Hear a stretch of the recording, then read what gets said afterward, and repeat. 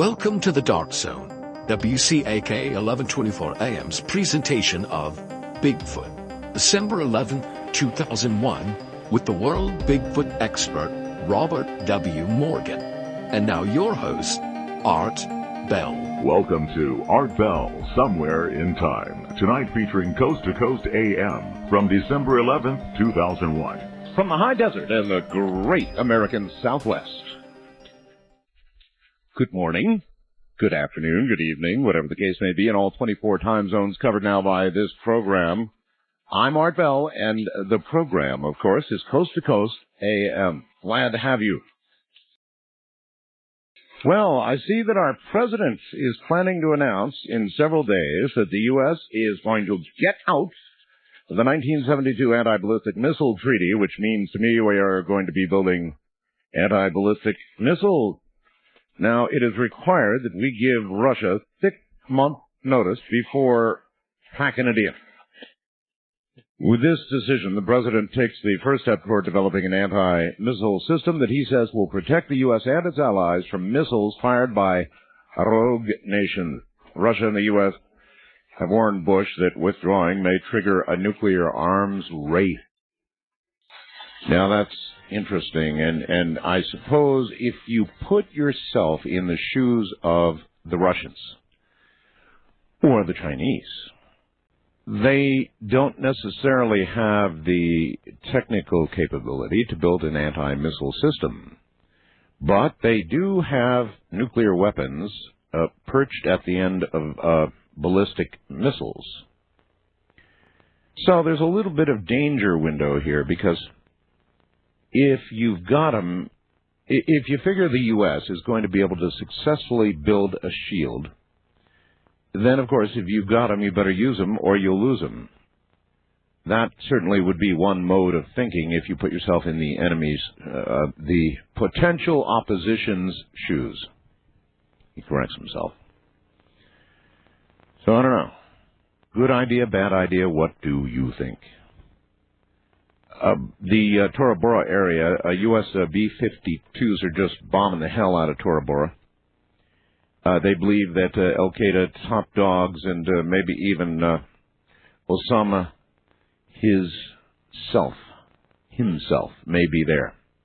A lot of confusion at this hour in Tora Bora, because there was an initial report that the Al-Qaeda forces were surrendering.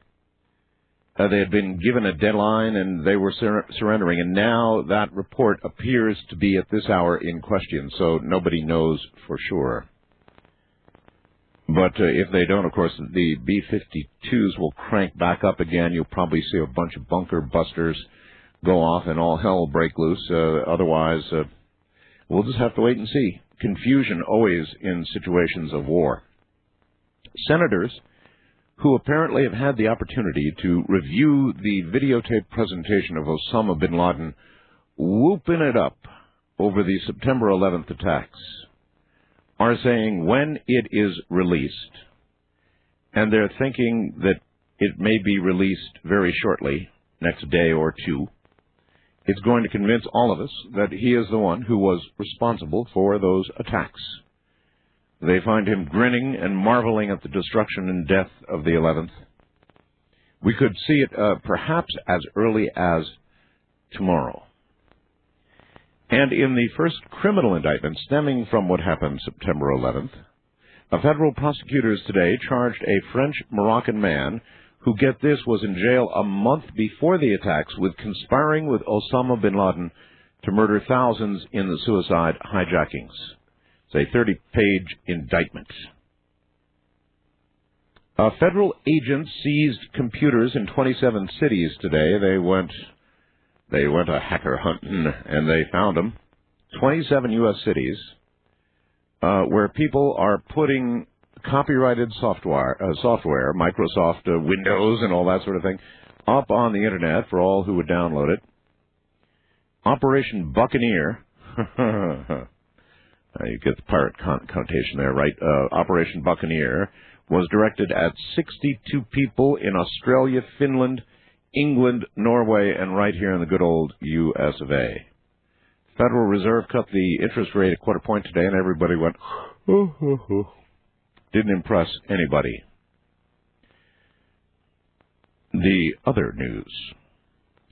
You're not going to believe this, but the security guards at Area 51, known affectionately and not so affectionately as Camo Dudes, C-A-M-O, Camo Dudes, walked off their jobs Monday in Las Vegas at the covert military installation known as Area 51, a place they said they can't talk about.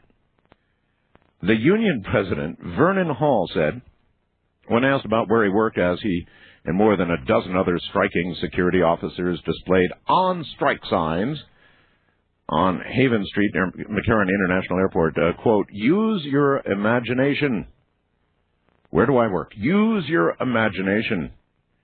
That is where nondescript passenger jets, known only as Janet planes, very routinely take the guards and other workers to the installation on the dry bed of Groom Lake, 90 miles north of Las Vegas, a place they referred to only as nowhere, in quotes, and, in quotes, out of town. Hall, leader of the Security Police Association of Nevada, an in-house collective bargaining unit, said the association's members decided to go on strike after 3 months of negotiations for a new contract with their employer, EG&G. Said the issues include lack of adequate wages and benefits and time and... Oh, let us think about this. The people who guard Area 51 are on strike. Now, I've known a lot of people who have tried to get close to Area 51. There are certain mountaintops and areas where one can get a glimpse, but inevitably you are harassed by Camo Dudes. By the way, that name comes from the camouflage stuff they wear when they're working. And they'll find you. I mean, you'll see vehicles approaching, and they will scare the you-know-what out of you. They'll get you out of there. And actually, it is an area where, if you decide to violate the security, you can be shot, dead. But now that they're on strike, you might imagine that anybody who was thinking of trying to get into the installation to see what's going on during this period of time decide to take advantage of the strike and take a stroll in there. A lot of stories about people who have made it into the area, people who have flown over the area. Not a good thing to do, by the way. And then when you do land, if you don't get shot down, you're talked to for a long time. Tonight we're going to be doing something on Bigfoot. Tomorrow night we're going to be doing something on under the earth. I think you're going to find that really interesting. A Native American tomorrow night. Listen to this. Good day to you, Art. I was up visiting your site. This is a Native American writing this, and I was amazed at some of the drawings on shadow people. Have sent to you. I'm Cherokee, part Irish, considered a shadow walker. And I'm sure there are others out there just like me to meet any. And by the way, looking at the drawings on your site, now I'm sure of it. There are different types of walkers out here, though. But with what your listeners are drawing, it appears about 75% of them are seeing shadow walkers. Shadow walking is kind of like astral travel, just a lot more intense. It can be done while awake, which most will, for example, do it unknowingly while they're sleeping. It's hard to explain, but to give an example of this gift, it's like a extremely strong, vivid visualization. I say vivid because you're able to touch, feel, and interact with other beings on different planes. But I feel it's really intended to help or protect others, never meant to harm or scare. So your listeners could be seeing another type of shadow person too. Skinwalkers, for example. They pretty much look like a shadow walker, but to the natives, they mean trouble. These walkers are considered shadow stealers, according to the elders. Once you are attacked by a skinwalker, there is nothing you can do to stop it. But no one has told me what may happen if you're attacked by one. It does, at times, seem like something from a Twilight Zone. But believe me, it's very real. We do exist. We do exist.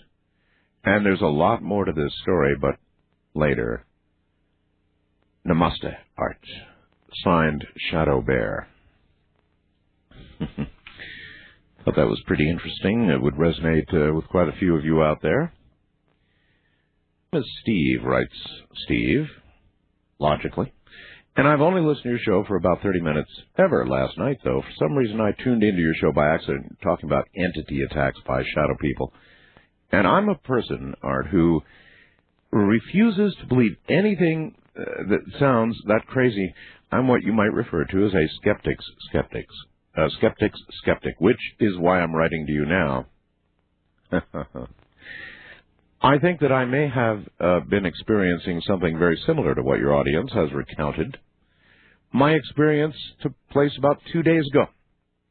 I was in the hospital with my wife because our 1-month-old daughter was admitted due to a high fever she had, about 11 p.m. When I pulled out the recliner that is provided in the room and converted it to my bed for the night, I was asleep on my belly, dreaming about various things that are currently too faded to recount. What I can recall vividly during my dream, I had become aware of my surroundings. Almost simultaneously, I felt an evil presence in the room. I was frozen with fear and didn't move a muscle, hoping it was just a bad dream. All of a sudden, I felt the mattress sink in as if someone had knelt on it. Oh, God. I then, he goes on, really panicked, but was still paralyzed. What came next really left an impression on me. It happened so quickly, frightening. I saw 2 black, featureless hands and arms grab each of mine and felt a body lay on top of mine. When this happened, I was engulfed by this infinite blackness and impeded any movement or breathing. I instantly thought, oh God, I have just died. This is what it is to be dead. And I began to mourn the fact that I would never see my family again. Just as I was giving into the situation, I thought to myself that if I'm able to think that I am not dead at all, that if I can think I'm not dead, I'm not dead at all. I then began to attempt to shake my head and succeeded. When I was able to move, I was released immediately from its grasp and felt as if I had woken from a deep sleep. Looked around for any sign of the being and found nothing. I found it kind of amazing that this topic came up on your show just days after my experience. And I guess this man now wants a skeptic's skeptic, he said, is something of a believer. Things erupting from the earth in strange places. Very strange places indeed. If you listen very carefully, that's the topic coming up in a moment.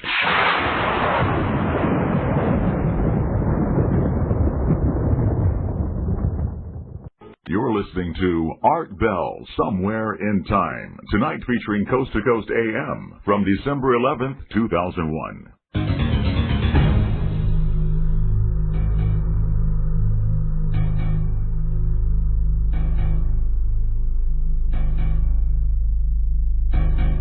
Now, guess what? Today, KNYE, my radio station here in Toronto, 95.1 on the FM dial, got in its T-shirts. That's right, we made T-shirts. And if you would like to see it, if you'll look at my webcam right now, artbell.com, and the webcam photo, you'll see me proudly wearing my new T-shirt, my 95.1 KNYE T-shirt. We also got, it's kind of cool, we got bumper stickers that we're going to begin to give away. We've got coffee mugs coming and all kinds of goodies. They're on the way. But if you'll take a look at my webcam, you will see our logo on my T-shirt.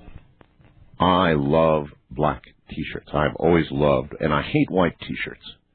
For camera stuff, if you take a picture of a white T-shirt at work, it looks like a white blur. It's awful. But black T-shirts, on the other hand, I don't know. There's just something about them. What's coming out of the earth that ought not be? Or maybe it is normal. There's a big Arctic eruption going on at the Gackle Ridge. And they've got magma coming up from the Earth's mantle.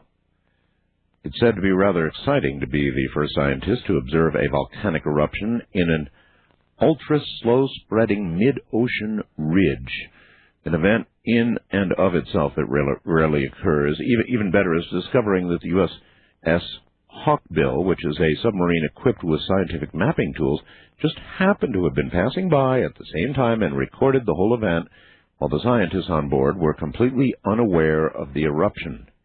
Intense seismic activity began at Gackel Ridge in January of 1999 and continued for 7 months. The Gackel Ridge, again, the slowest spreading ridge in the world, located in the Arctic Basin.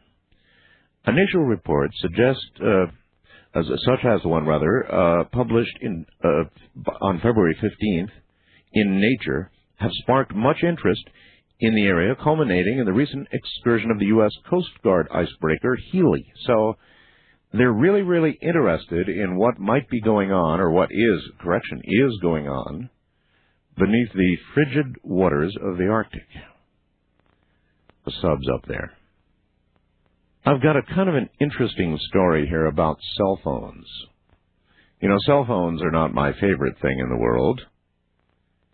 And now, maybe I like them even less. The article says it's from Reuters News, and an expert has been quoted as saying that cell phones are spooking ghosts. Mobile phones are killing off ghosts, according to a British expert who has spent years researching the occult on Sunday. Tony Cornell of the Society for Psychic Research told the Sunday Express newspaper that reports of ghost sightings had begun to actually decline. And when did it happen?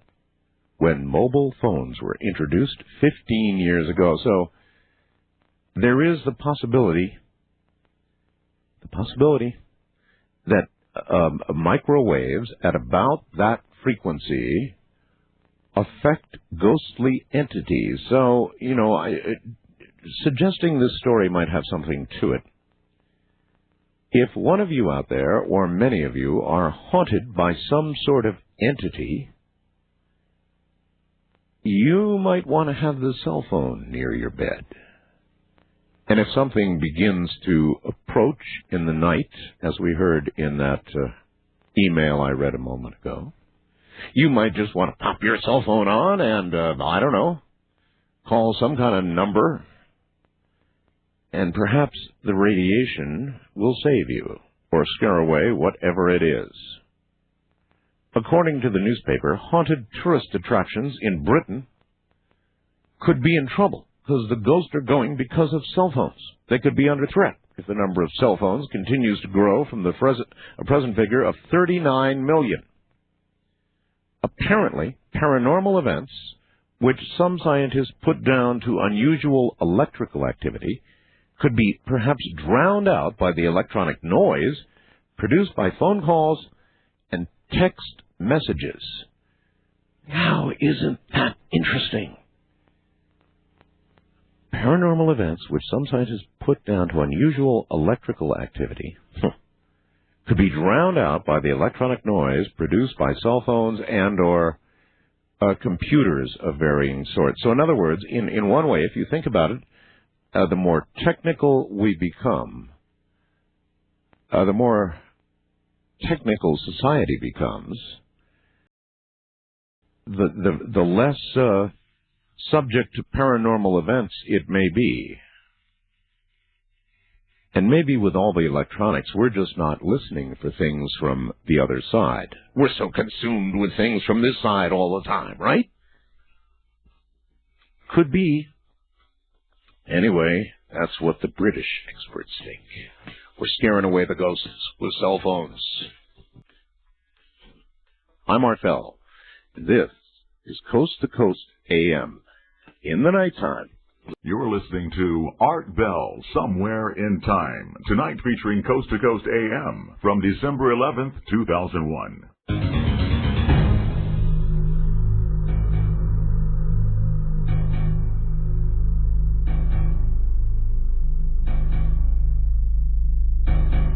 On the first-time caller line, you are on the air. Hello. Hello. Going once. Going twice, gone. Wild card line, you're on the air. Hi. Hi, this is Julie from Kansas City. How you doing, Julie? Fine, how are you? Okay. I was wondering if it's just me or if anybody else has noticed that on all the commercials on TV lately, we have these alien commercials, and they're like trying to get us used to them, and oh yeah. so we don't notice. Like they're integrating them into society, so they'll just in the future they'll be like our buddies. Absolutely no question about it. So that one day, if we do hear about aliens arriving or see it on the nightly news with Mr. Brokaw, it will not be such a shock to us because we've been seeing it in movies and television and, hearing about it on my program. And it's really gotten bad in commercials. Yes, I know. Okay. I know. Well, I think there's a reason for all that. I think you're right. I was just wondering if anybody else had noticed that but me.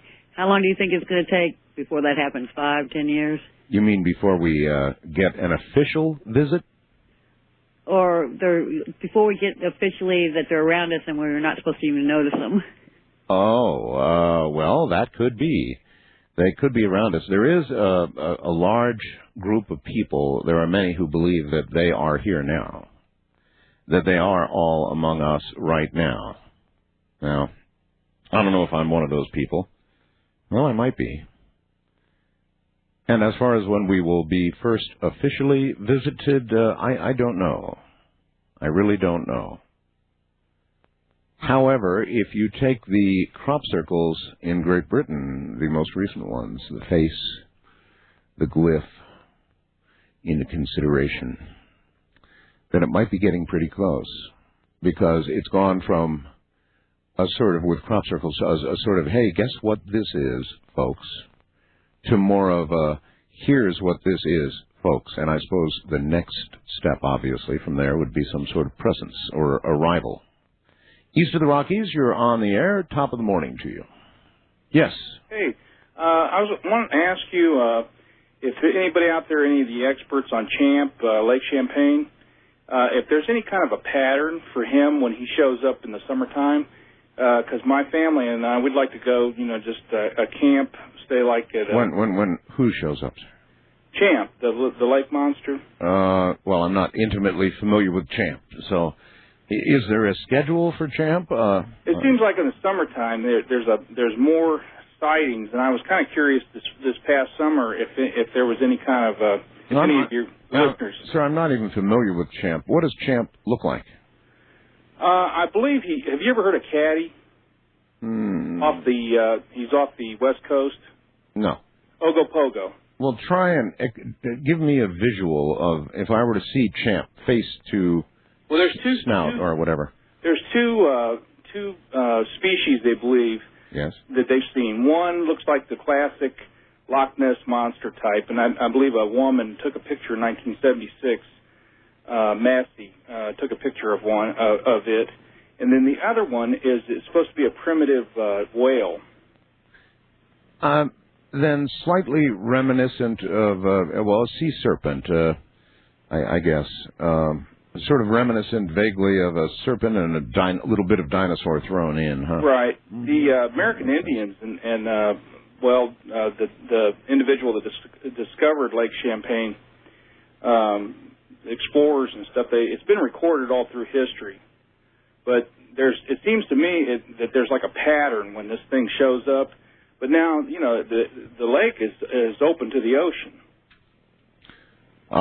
So it may well be that Champ comes and goes as Champ pleases. Correct. Maybe breeding, or it comes in there, for certain reasons in the summertime, and that's when they have the highest sightings. Is around July and August. Well, I was wondering if anybody really knew if there was a pattern. No, I understand. Are you looking to be in the company of Champ? Well, we'd like to camp up there, like Port Henry. That's supposed to be a real hot spot for him. And I knew an Onondaga Indian, actual Indian, who had seen Champ eyeball to eyeball. You do want a meeting then, don't you?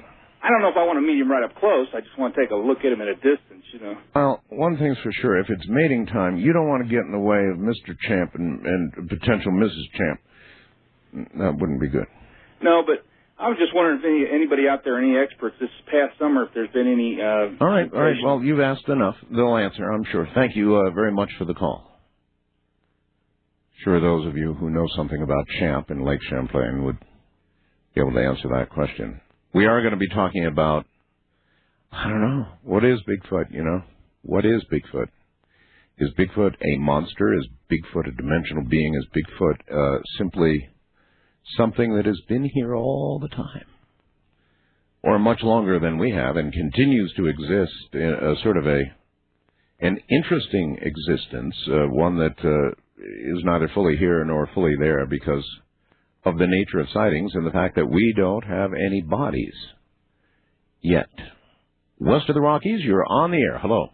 Yes, Art. Art? Yes. Yeah, Bob in L.A.? Yes, Bob. When you and Linda and the other people start talking about that city off the coast of Cuba, I broke out my Reader's Digest Great World Atlas. Yeah. And I was starting to look at Cuba, and then my eyes passed up to the page previous to that on Mexico and the Yucatan Peninsula. And something struck my eye. About 50 miles off the coast of Mexico and the Yucatan Peninsula, there's a perfect circle, a 375-mile diameter circle that's centered about 93 degrees and 40 minutes west latitude and about 21 degrees and 30 minutes north latitude. Now, at one time, they had postulated that about 50 million years ago, a huge meteor struck the Earth, and that's made that circle, yes. Right, that's possibly what sunk, or the dinosaurs. Now, if you look at the Gulf of Mexico, I don't think the Gulf of Mexico was there at that time. Because if the meteor struck there, and you track it, the Gulf of Mexico, to the northeast, it heads right up towards the Bermuda Triangle. Right. Now, if that meteor entered into the Earth, and they say some postulate that it actually penetrated the Earth's crust. Now, that would have left a huge open borehole right down through there. Absolutely. Now, you move forward about 49,990,000 years. And here we are. Huh? And all of a sudden, you have people there, and it had subsided, the water came in, or there was just land there. And we had another cataclysmic event happen, and that particular area sank. Well, 2,200 feet. It is as good a guess, sir, as any, or as good a scenario as any. Right now, everybody is predictably in an uproar. As I read you last night, some British scientists are all upset about Paulina Zalitsky's find, and they don't like it. They don't want to hear about it. They don't want to think that everything they have thought previously could be all wrong, and they could be all wet. And, there could have been people running around on Earth long before any of them said it could be. What kind of tragedy, personal one, for them would that be? A very serious one. So they have huffed and puffed and blown at Ms. Zalitsky's house, but she said, look, it's just fact. You're not here in Cuba. You're in Great Britain. And so what the hell do you know? We have fact here. And we can prove what we're saying. So I guess the report so long ago was right. The ones affected most negatively by change of any sort, aliens arriving, Earth's history, man's history, the ones who will be affected in the most negative, dire way will be the scientists who have postulated their theories as fact about when man first walked and all the rest of it. I mean, they're going to be so upset. West of the Rockies, you are on the air. Good morning. Hey, Art. This is Michael from Bakersfield. Hello, Michael. I noticed you had, about 2 years ago, you had a guest on named Reverend Andre Schlesinger from the Church of Satan in San Francisco. I remember, yes. And at the end of the show, you said you were going to have him back on. Uh-huh. Did you ever have him back on? No, not yet, but I'd certainly have him back on. I will have, to the distress of many, just about anybody on who's interesting. Church of Satan, regular churches, you name it. I'll do any of it. But I just haven't thought about it lately. But I'd have him back on. He was a good guest. Yeah, he was. I really enjoyed him. Are you a follower? Not really. No, he was just very interesting. Are you a potential follower? I don't think so. I just found him interesting. All righty, sir. Thank you. Thank you, and take care. East of the Rockies, you are on the air. Turn your radio off, please. There you go. You're in a truck, I bet. Yeah, I'm in a truck. Just a guess. What's up, sir, and where are you? I'm Dale, and I'm in Cleveland, Ohio right now. And I've just got a question for you, Art. It's about the Osama bin Laden situation. You know, Osama bin Laden is a pretty intelligent individual, wouldn't you say? I mean, he probably is, yes. Mm-hmm. I mean, to take 15 men or so and bring them over here and keep them undercover for 2 years and all that. Yes. And he's got some people under him that are, I'd say their IQ is above average, wouldn't you think? Perhaps so. Well, given that, and if you was to go and take out the World Trade Centers, and it being, like I said, being as intelligent as he is, wouldn't you think he would have a plan B after, in fact, he did what he did? Oh, absolutely. He basically sat over there in the Middle East and waited for us to just mow him down, and we're doing that. Look, to answer your question, absolutely yes. Of course he has a plan B. An escape of some sort. Or perhaps, on the other hand, he plans to be martyred, to allow himself to be martyred. Well, he's getting real close to that. If he's in Tora Bora, he's about to be shredded. If they haven't really surrendered, and again, at this hour, we don't know. There are reports of a surrender pending, but now that seems to be falling apart. And from war fronts and from front lines, you rarely get good, clean news. And even the authorities sometimes don't know what's going on. So either there is going to be a surrender or the B-52s are going to do their carpet thing, and some of those big bunker busters are going to fall. It's already a wreck over there, and Taliban's on the run, no question about it. But it's sort of the last stronghold, the last big fight. There'll be a lot of mop-up to do, and probably a great deal of guerrilla warfare that will follow. But the last big fight is either about to happen or there's going to be a surrender. The hours ahead will tell. First-time caller line, you're on the air. Hello. Yes, Art. That's Dwight from Moose Jaw, Saskatchewan. Hi, Dwight. How are you? Good, good. What I phoned about was something that happened to me, many, many years ago, 25 years ago. I was at the farm visiting my parents, and my brothers and I, my dad decided to sit down and play with the Ouija board. Yeah. Well, something really strange happened where on the farm there's a big square out on the property. It used to be part of the old Red River Trail, and it's recessed square in the ground, and then inside that there's another recessed square outline. And we got playing with the Ouija board anyway, and this Chief Buffo come through the Ouija board and said that he had been massacred or murdered and buried out by this buffalo rubbing stone. That's a lot of moving around on that board to explain all of that. Well, through the process of over an hour, this happened. And so we had a backhoe out there in the next couple of days, and we went out, and every time we went out, tried to dig up this stone, and around this stone it would start to rain. Now, as strange as that may seem, but that's one of the strangest things I ever come across. So, did you dig up the stone? No, we just eventually just left it the hell alone. In other words, you took that as a hint. Yeah. Do not touch the stone. Yeah, for sure. All right, sir. Okay, thank you. Thank you very much for the call. Wildcard line, you're on the air. Good morning. Hi, Art. My name's Ryan. I'm calling from Concord, North Carolina. Hello, Ryan. Hey, I just wanted to make a quick comment on the story you read earlier about the fewer ghost sightings since the introduction of mobile phones. Cell phones, yes. Yeah. Something that almost concerns me is the fact that there's also reports that cell phones cause cancer, things like that. Yes. It makes me wonder that even though it's nice to know there might be a way to protect yourself from entity attacks and things like that, kind of concerns me that you might actually be scrambling certain lesser used parts of your brain at the same time. Well, I know, but how frequently are you attacked by an entity? After all, if you had a cell phone handy and you could use it as a defense, like holy water or whatever, just flip open your cell phone and radiate a little RF, and away it goes. But, there's one less soul to feed. Where is this entity going, and what are you doing to it with these frequencies?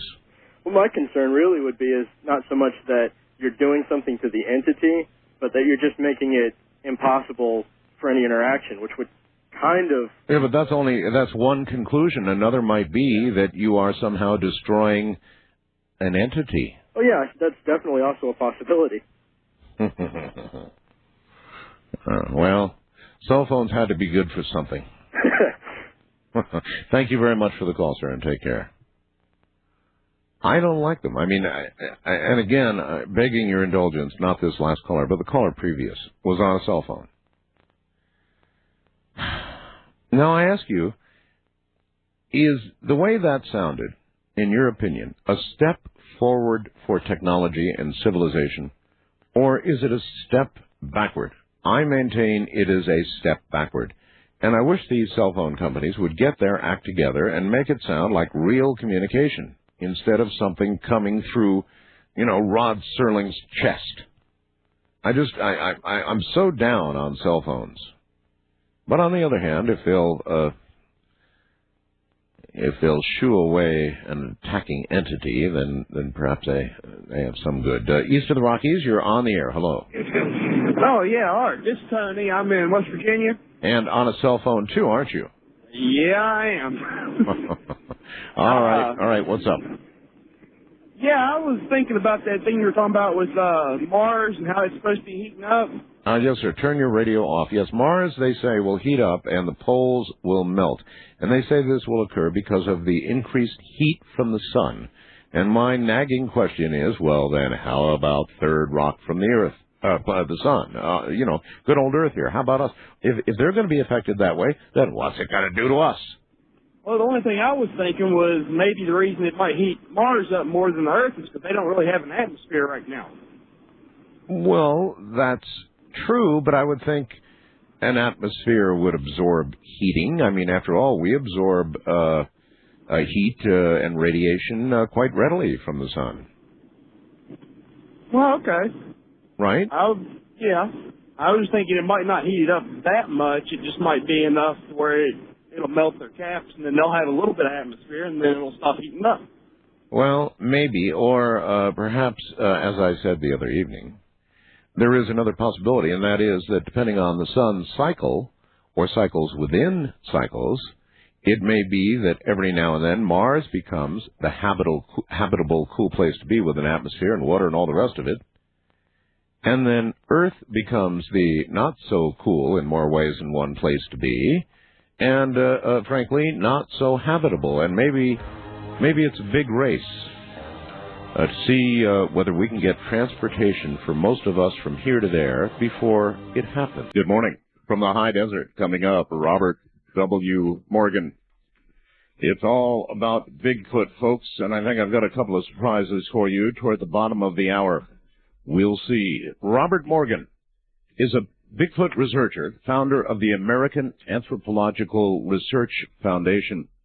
Robert's initial encounter took place in 1957 in Mason County, Washington, when he came face to face with something he considered, in quotes, a giant gorilla following his stint in the U.S. Navy and his education as a data processing systems engineer for the FAA.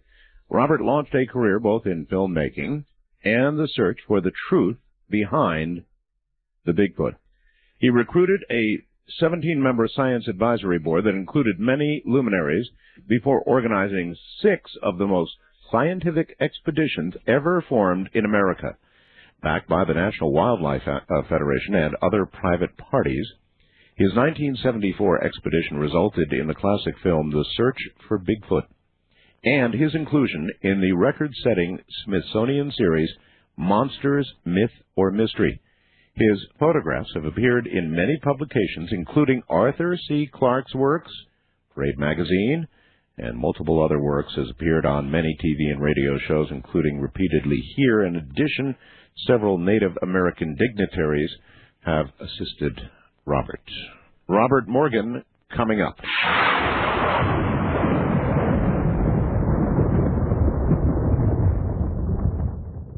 Now, we take you back to the past on Art Bell Somewhere in Time.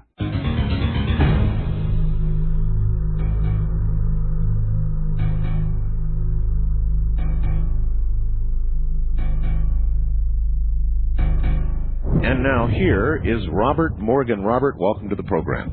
Thank you, sir. Thank you for calling me and inviting me back. Oh, it's just great to have you back. Well, I consider you sort of the ultimate Bigfoot guy.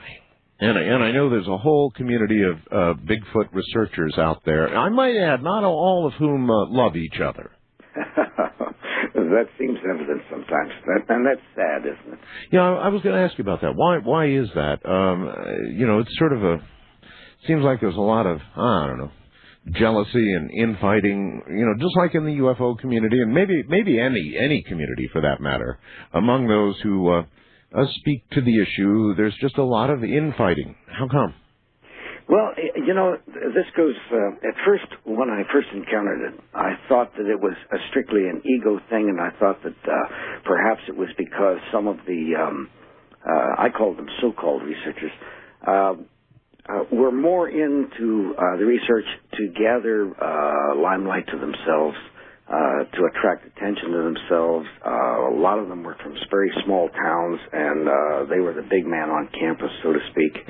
And they really had no academic credentials behind them. They had no really formulated plan of any sort. And so I thought, well, gee, maybe it's just because there aren't really a lot of scientists involved. But then the more I got involved with science in other facets, I discovered that there's a great amount of professional jealousy in the scientific community. And I think one of the greatest, disservices has been done to Dr. Grover Krantz at Washington State University, a comparative anatomist and a very well-educated man. And his book, The Track of Bigfoot, things like this, and his reports, he was really castigated by his peers and many of the people that formed my science advisory board. One in particular, Dr. Carlton S. Kuhn, who is professor emeritus at Penn State, and he wrote a book that is now passed by because we've learned, as we've gone on. It was called The Races of Man. They also suffered the same thing, but at a different level. So I guess it just comes down that a lot of human beings are just jealous and small-minded, and I guess that's the way they are. Maybe that's why Bigfoot won't have much to do with us. I don't blame them, as I've said so many times, people talk about Bigfoot this and Bigfoot that, and I say, well, the one thing about them, I've never heard of them raping a child, kidnapping anyone. I've never heard of them breaking into a car, stealing it. I don't think they use dope, and it goes on and on and on. They've never declared war on anyone. Maybe they have just observed our civilization at afar for a while and decided contact is better not made. Well, I think that is absolutely true. I think that the more they have observed us, and yet they have watched the gentler side of us, and they've been seen many times. There's a school teacher in a small rural town in Ohio who have seen Bigfoot families, a small family. I'm not talking about anything large, but 3 or 4 at a time, come just outside the periphery of vision of most people near her small country school. It's down in the Amish country. And she was quite straightforward, and she said, yes, I've seen them now. They've been back 2 or 3 years, and they come down and they sit just out inside the woods and watch the children play. And I think that's fascinating. Another thing was old-time engineers on some of the smaller roads would tell me of them being seen watching the trains go by, just sitting on the bank and watching. And right here in Montana, not too long ago, in a pass, it's called Marias Pass, indeed, the engineers have seen the Bigfoot families. Well, you know, I was kind of kidding, Robert, but maybe I'm really right. I mean, maybe they have observed us. They know what we seem to be all about, and other than the occasional approach of the more gentle, they stay away. I think it was kind of funny to say, but simultaneously, I think there's a lot of truth to it. The more they see of the little hairless people who scream at just about anything, and if you go into the national parks and view us from afar, you know, here's this beautiful wilderness and all these majestic things, and here comes a family screaming, yelling, dropping gum wrappers and things like that. We're not necessarily, as a matter of fact, in anthropology, the more I've studied it, as I've said so many times, I've learned more about my fellow man than I have about Bigfoot simply by watching their reactions, and we're not necessarily an admirable race. Back in '57, when you were hunting, you saw your first, but you originally reported what you saw, not as Bigfoot or as something distinctly different, but as a gorilla. Where was that, and what do you recall about it now? Well, I was in the state of Washington, and I had been aboard the USS Princeton, a anti-submarine submarine warfare aircraft carrier. And after being imprisoned aboard ship for a tour of the Far East, I took any chance to go to the woods. And I had gone up with a friend of mine up in Mason County, and he turned to the right, and I went to the left. And I say I was hunting because I had a gun and all that stuff, but I really had no interest in hurting anything. I just was out there. And something came down through the brush, I guess it was around 9 o'clock in the morning, and I heard it, and I finally stood up, and it was something good size that was in the brush. I couldn't see what it was, and I finally called out, and all of a sudden it just went dead silent. And the first time in my life, every hair on my body stood up, and I couldn't quite figure out why was I concerned. I was the guy with the gun, right? And well, when a large animal goes dead silent, it could mean, I suppose, a lot of things. It could mean it's protecting itself by becoming silent, or I suppose it could mean it's decided to stalk you. It's very possible. I think that in the subsequent events, I think I shocked it. I think it was not expecting me. Okay. And I think I really shocked it. I mean, here's the master woodsman of the Bigfoot, and all of a sudden up pops this little strange character. And finally he took off through the brush, and when he got to a point where he could see me, he turned around. And I thought I was looking, and I used this with tongue-in-cheek. He reminded, the expression on his face reminded me of Sonny Liston after he picked himself up off the floor when Muhammad Ali got through with him.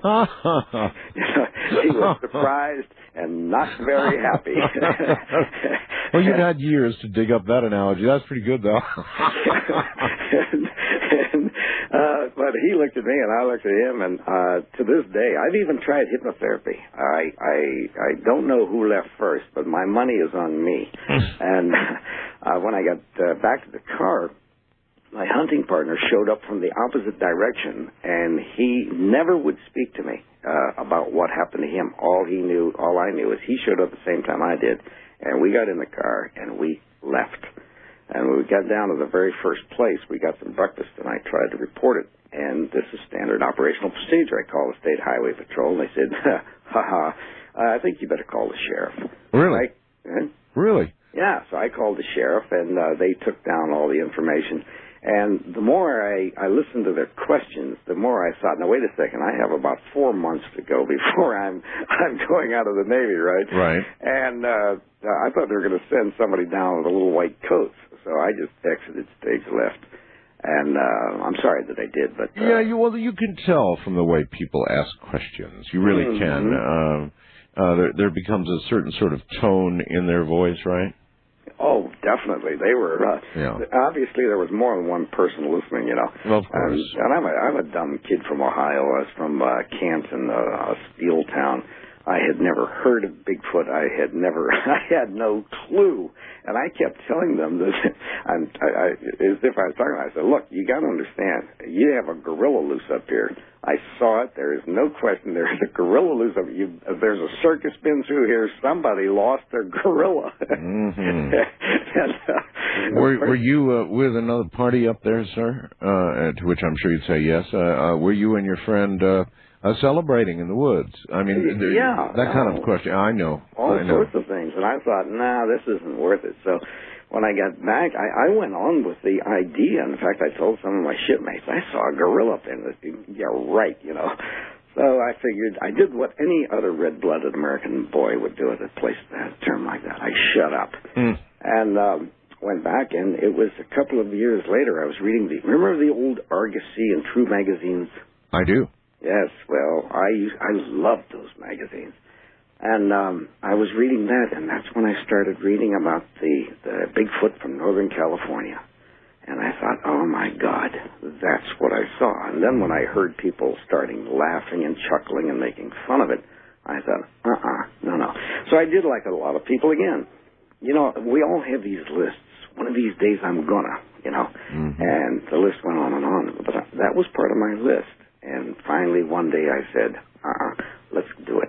Okay, well, I mean, you must have known, though, somewhere in some part of your mind that what you saw really was not exactly a gorilla, or you would not have proceeded the way you did. No, well, that's true. But, it's like if you take someone from the desert and you show them a tall smoke tree, and that's the only tree they've ever seen. Then you take them to the redwoods. They're in tough shape. It's interesting you should mention that. I am from the desert as an adult. I love the desert. It's my place to be, and I just love it. And I happened to go visit Bob Crane of the Sea Crane Company, a friend of mine. He lives up there among the redwoods. I mean, the big. There you go. And it creeped me out, Robert. It totally creeped me out. I mean, the redwoods were so high that going down the highway, a satellite dish could not see the southern sky or much of anything else. I mean, it just was it was freaky. Something that's always puzzled me is how anyone could have ever put a saw against a redwood tree. I've never understood that. Money? I suppose, but that's another thing I've never understood, is doing things just for the money. Our heartbeats are finite. They're not infinite. They're finite. We have a certain amount of heartbeat. Yeah, but a lot of people aren't counting, Robert. I guess. I count every single one of them, and I have for a long time. But I was a kid from Ohio, and I had no way of making a comparison. I had to compare it with something that I knew about. And there was that one gorilla that always fascinated me, Gargantua. And so that's the only thing. That's the only equation I could make at the time. You organized a whole bunch of what would you call them? Expeditions is what you'd call them. You took people out for magazines, got involved with magazines, took people out in hunt of, looking for this creature, right? Well, not in the beginning. My very first trip, I was going alone. I had moved to Miami, Florida, and I organized myself. I always wanted to live in Miami, and I'd worked with the FAA, and I had some problems there that I just couldn't tolerate. They were buying useless parts for 86,000% markup, things like this, and I discovered it. And my position was fairly responsible, and I just couldn't handle that. Mm-hmm. So I realized the air traffic control system was in serious trouble. Met a fellow by the name of F. Lee Bailey. I'm sure you've heard of him. I've spoken with F. Lee. Yes, and he and Ed Janata, he had formed PATCO, which unfortunately ran up against Ronnie Reagan. But I spoke to him, and I just couldn't go on. And they said, well, why don't you resign, write a book? So I did. It was called The Life Jugglers. But anyway, it was about the situation. I got to Miami, and I thought, I'm going to the mountains. And I had run a statistical program.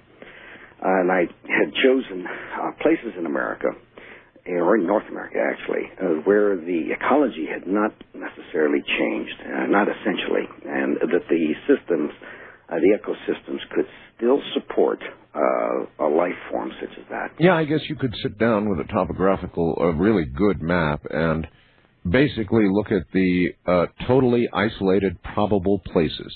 Yep, and you factor in things like Indian legends and recent sightings and just all sorts of things. I had a lot of fun. I had a lot of late-night times and working with the computers. So I was able to write these little programs and run this thing, and it was testing the computer, and at the same time it was doing some good. And so I decided to go by myself, and I was going in the month of March because I figured they were going to come out of wherever they were, and they had to leave tracks. And little Bobby was going to be there on his snowshoes. So I set this up, and well, two fellows found out I was going. They said, "Nah, you're not going by yourself. We're going with you." And so that's how it began. And when we got back, I was petitioned by Ivan Tour Studios. You remember the people that made Gentle Ben and all that? Sure. So the president called me. It got in the newspapers because one of the guys had a big mouth. And I was just doing it for myself. I didn't even think the public would have any interest at all. Well, indeed they did. And Bill Graffet was the president of Ivan Tours at the time. He called me. Said, "I'd like to have lunch with you." So I went up, and like a dummy, I went up and sat down and talked to him. And the more things went, of course, then the National Wildlife Federation called me, and everything is history from that point. During any one of these expeditions, did you find what you were looking for? Oh, yes. Oh, absolutely. As a matter of fact, on that very first trip, that program that I wrote, Works of Magic, the very first night. This is hard to believe, but there were two other guys with me. Mm-hmm. All we had was a map. I'd never been to this part of the state of Washington before. Out toward Trout Lake, we had driven to the end of the road. Oh, yes. And the snow was above the camper on my pickup truck. I got on the roof of that. We jumped off into the snow, and we went walking over such a beautiful night. We struck tracks, two sets, and there was a smaller one next to a larger one. We could not match the stride of the larger one, heading toward Sleeping Woman Mountain, which is a wilderness area. Now, these were tracks of 2 feet. They were bipedal. I was not a track expert at the time, so I didn't know how to really look, except that I did shine a flashlight in at an angle. And these people, whoever they were barefoot, because you could see the separation. Barefoot in the snow. In the snow. All right, I want to ask you more about those tracks, so hold on. We're going to break here at the bottom of the hour. Robert Morgan is my guest. By the way, there's breaking news on the Drudge website. Drudge says Gertz, the American captured that was with the Taliban, warns U.S. intelligence of impending bioterror attack by Al-Qaeda. That's on Drudge right now. I'm Art Bell.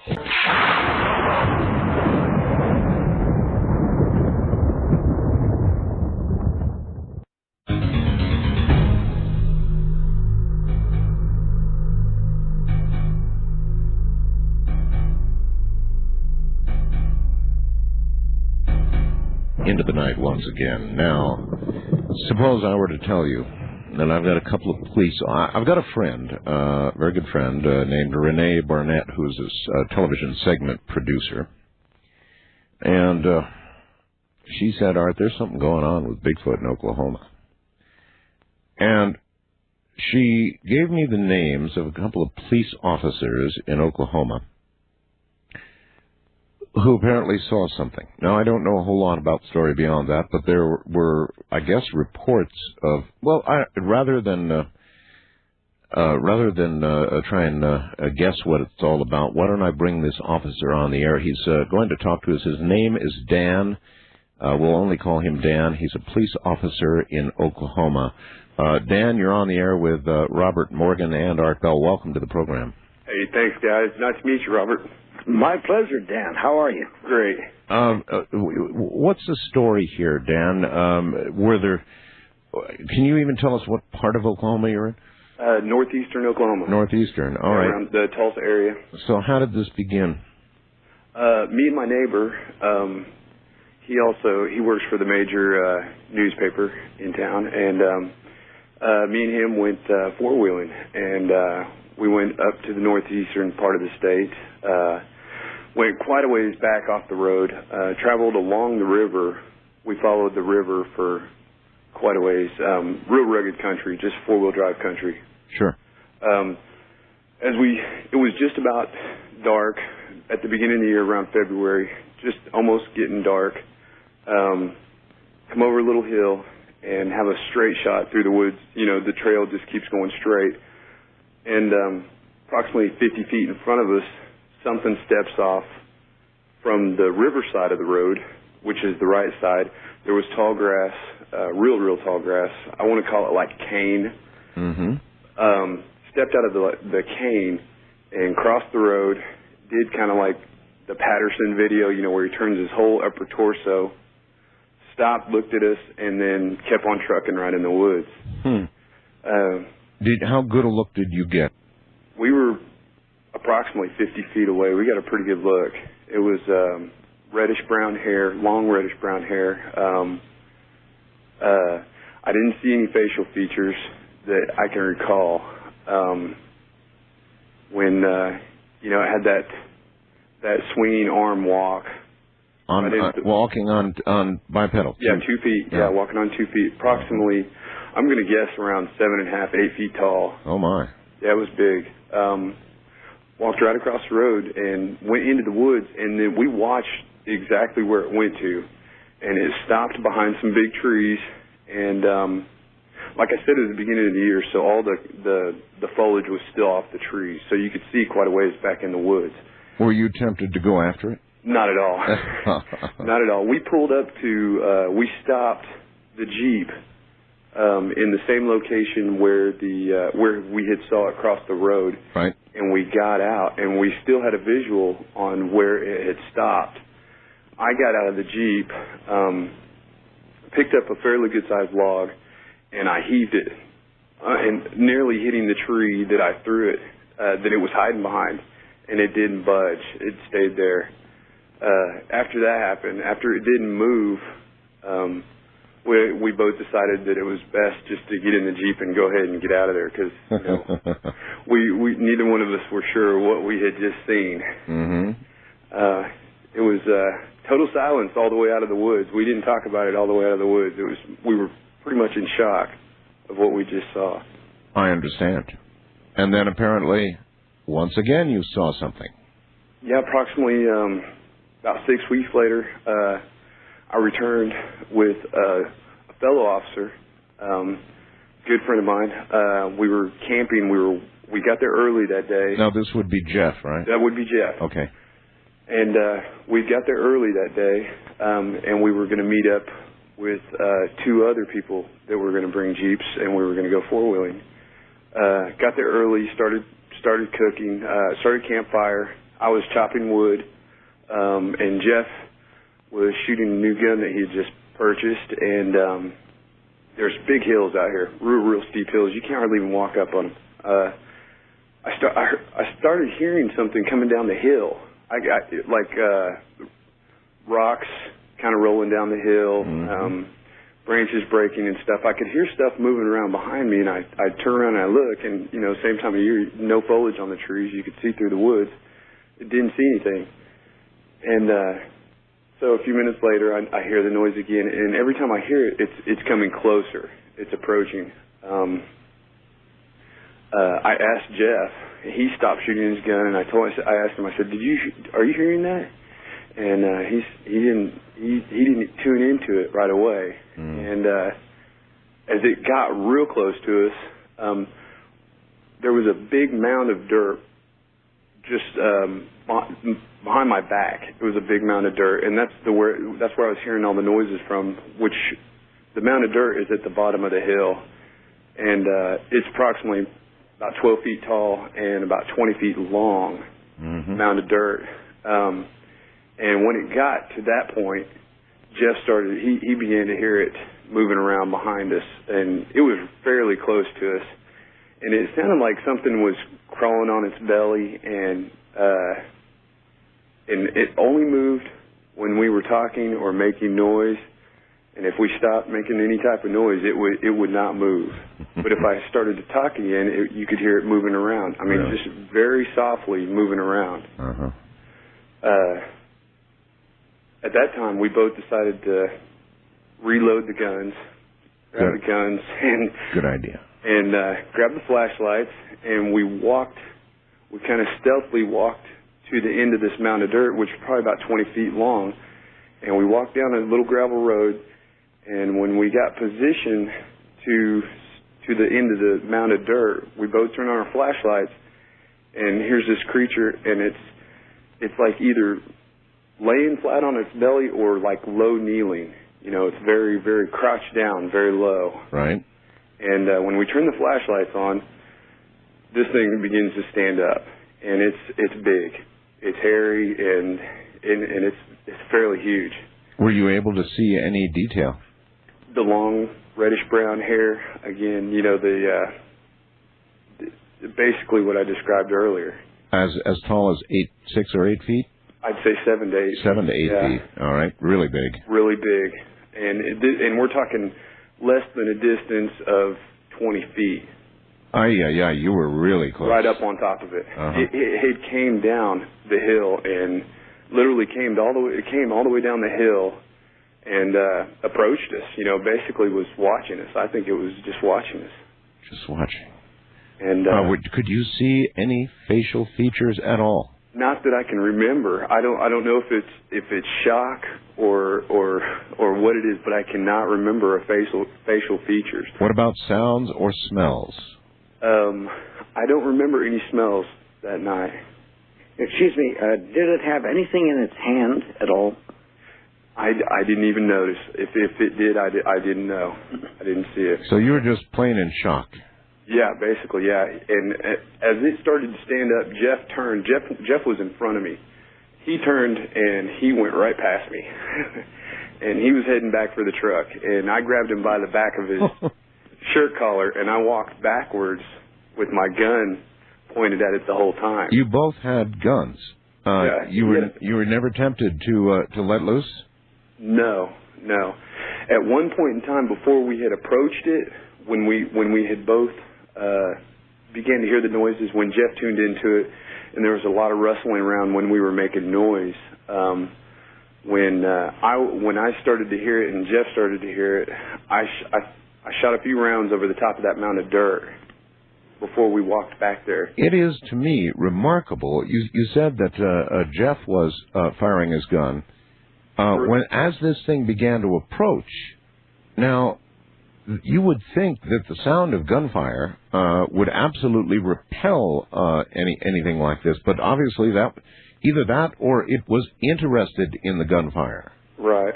It may have been thinking that you were shooting a game of some sort. Right, and it was looking for the game. Right. Oh. And that has happened.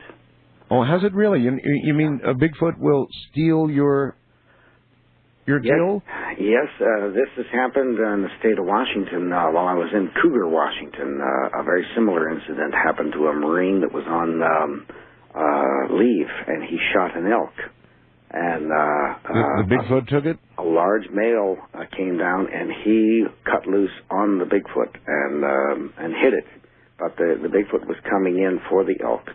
And also, a few years prior to that, this was in the early 70s, there had been a hunter that had been killed there that had shot several rounds after he had the elk on the ground and had begun skinning it. And he fired several rounds, and unfortunately, he was badly beaten. Dan, have you tried to draw this creature that you and Jeff saw? No, I have not. Did you report this? Yes, I did. I reported it with David Wilbanks online, and he's at southernbigfoot.com, and that's where my stories, both of the stories that I just told you, are posted at. And since I've met with him in the last 8 months, we've been going back, and we've casted 2 different sizes of prints. One which was fairly small. Oh, you have casted prints? Yes, we've been back since then. Once after that second encounter with Jeff, I came home and I started looking online. I started looking at Bigfoot. Because this is something this was all new to me. I'd heard about Bigfoot. I'm only 32 years old, but Bigfoot, you don't hear about it every day. And I started looking online, and I ran across Southern Bigfoot, and they're based out of Oklahoma. And I contacted David Wilbanks, and he was real receptive. He came right up here and the first day we went out there, we casted 2 tracks, 2 really great tracks. How big? I'm approximately about 13 inches long, and I'd say about 6.5 inches wide. Well, officer, maybe you understand now, when a witness has a hard time describing a perp because they were in shock, maybe you understand. Oh, yeah. I can definitely relate to it now. Listen, I'm going to... Robert, do you have any questions before I let Dan go? No, I was going to suggest that perhaps he and his friend, if they logged on to my website, there may be some information there that can help them. And it's at trueseekers.org. Truthseekers.org. T-R-U... True Seekers. Trueseekers.org. Right. And go to the American Yeti Expedition section and see if that can be of some help to you. And then if you send me an email with your address, I will send you a copy of our audio cassette and then the new CDs that I'm coming out with, and see if that can help you. All right. Tell me something, Dan. Would you have reported this if you had been alone? I'm sorry, would I have reported it if there... Yeah, in other words, if you had been alone when this occurred instead of with another police officer, would you have reported this? No. Yeah, being a police officer, no, I already know. Okay. I have one question, one more. Yeah, sure. If you don't mind. And that is, when you were, your friend was firing his weapon, his new weapon, was it a high-powered a weapon or a small caliber? It was a Desert Eagle 44. It was it was a big gun, big handgun. I guess it was. Okay, I was curious. Sometimes they'll come to target practice and watch. And when we both had a target picture, we both had guns drawn and a target picture to shoot at, and we're both trained, to kill. And at no time did either one of us, it never crossed either one of our minds to go ahead and shoot it, because we knew we were, the caliber of weapons that we had were just too small. I'm glad you didn't do it anyway, for lots of other reasons. Yeah. All right. And he never threatened you, did he? No. We had gone back since, and I know what you were going to say to that about you're glad that I didn't shoot it because of the theory that if there's one, there's probably at least one more there. You bet. And we have gone back since, and I've heard rocks clacking together on one side of the camp. I mean, we're talking 10 feet in the woods, and 20 feet on the other side of the woods, you'd hear rocks clacking and movement and so on and so forth. Well, Dan, in the same area, have there been locals reporting anything like this? Several. That's what Renee told me, that there've been reports of entire Bigfoot families and all kinds of things in your area. Right. Yes. Have the police there? Have you all had official reports? No, I haven't checked on the official reports. I've talked to several of the people that have lived there all their life. Several of the business people that have worked there and lived there all their life, and they've all either seen or heard several stories about Bigfoot in that area. Wow. All right, my friend, I really want to thank you for coming on the air tonight. Thanks, Robert, and thanks, Art. You My bet. pleasure. Good night, Dan. And in a few moments, we'll speak with Jeff as well. He's the other officer who was with Dan. I thought that was kind of strange that the Bigfoot, Robert, would literally, obviously, be attracted to gunfire. But I guess you answered the question. He figures there might be a kill, and he could get it. Yes, and he obviously has not been shot, and he's obviously also, I'm going to guess, he is a fairly young Bigfoot, even though he's full grown. He doesn't have the experience. The older ones will definitely shy away. So he is a young one and probably has moved into a new family area, and he's taking advantage of it. He's probably frightened some hunters away from their kills already. And that's like habituating a bear. It's not a good idea. Robert, what are these things? Yes, well, in a capsule form, it'll probably have some people screaming bloody murder. I have the feeling that they are the body ancestors to ourselves. They are the prototype that is so perfectly adapted to this earth. And then what has happened is there have been mutations or whatever causes these genetic changes to happen. And along came humans. And along came humans, and But we're not so well adapted. I mean, we don't have the hair and the protection for being outside. Mostly we need to live inside, unless we're in a sort of a semi-tropical environment. Other than that, we need protection. We've got this skin, hardly any hair at all, and you know, we can suffer and die very quickly in the elements if we don't know what we're doing. We're not adapted very well at all for the elements. We're terribly adapted, actually. And without the assistance of animal skins to make leather and all this other sorts of things, we have a very tough time surviving. So we're the only unbalancing feature in all of nature. I'm curious, how many reports, like the one you just heard from a police officer, and here to come, I don't know whether it's his partner, but another police officer backing him up. How frequently do you get reports of this caliber? Oh, quite a few, quite a few. And it's usually behind, I must really take my hat off to these gentlemen.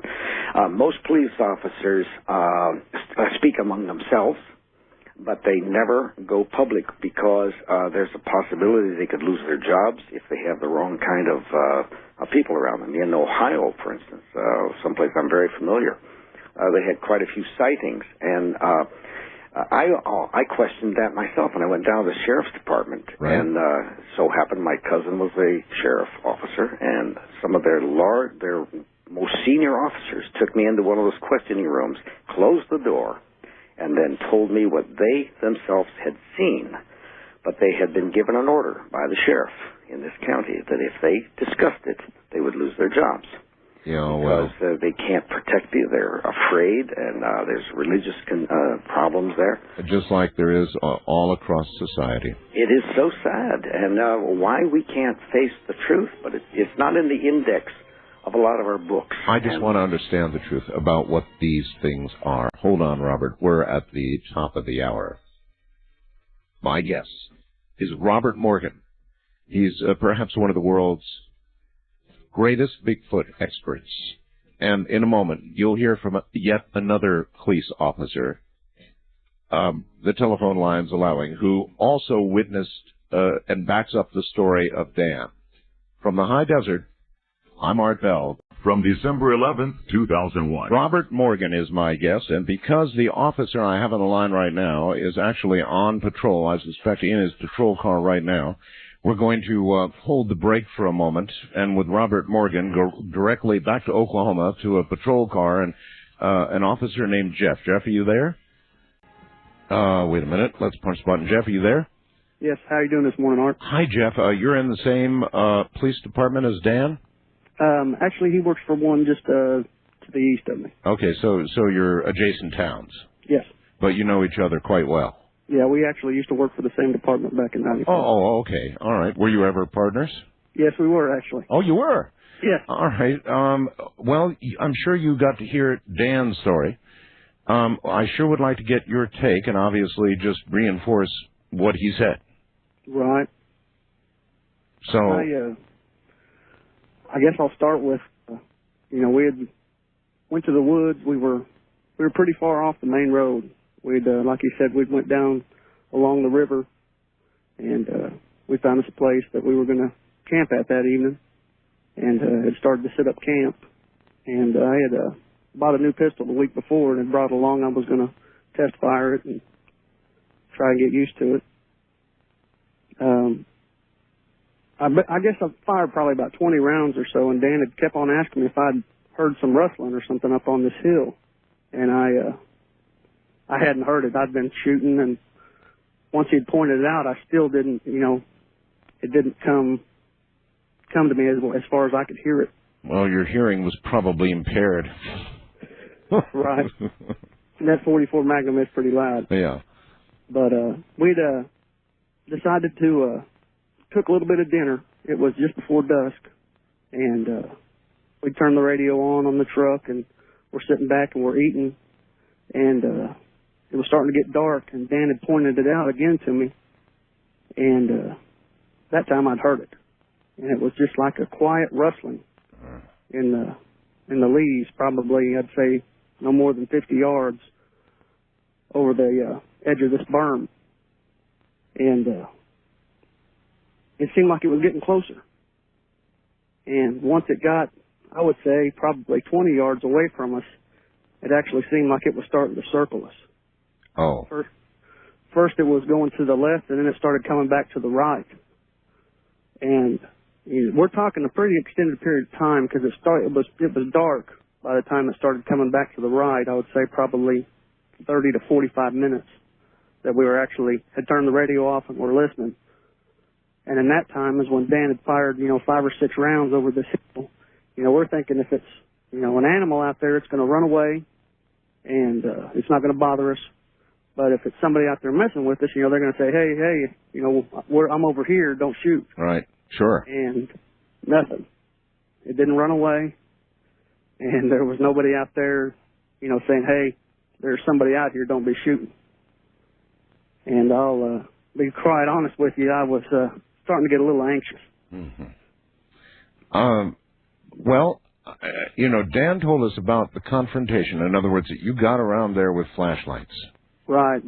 And you shined flashlights on this creature. And Dan said it raised itself up.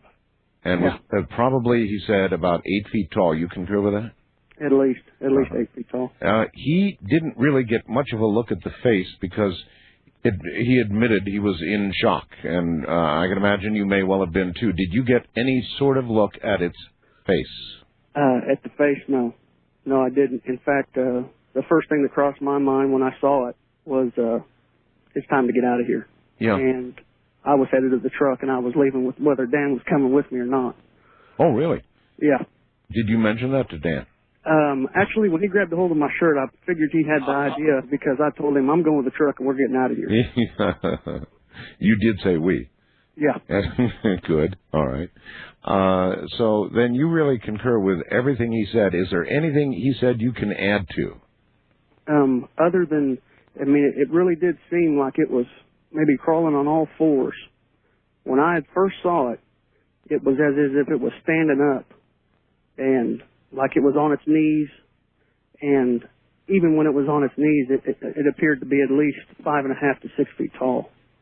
Aye, aye, aye. And as it stood up, that's when, I don't know if you want to call it fight or flight, but I was ready to fly away and get as far away, as fast away as I could. Makes all the sense in the world to me. You two had a gun. Yes. And you had reloaded, and you were all ready to go. You could have fired that weapon. Why didn't you? It never even crossed my mind. In fact, until I got back in the truck, I didn't realize that I had the gun in my hand. I knew I had it, but it didn't cross my mind until I tried to open the truck door, and there was the gun in the way.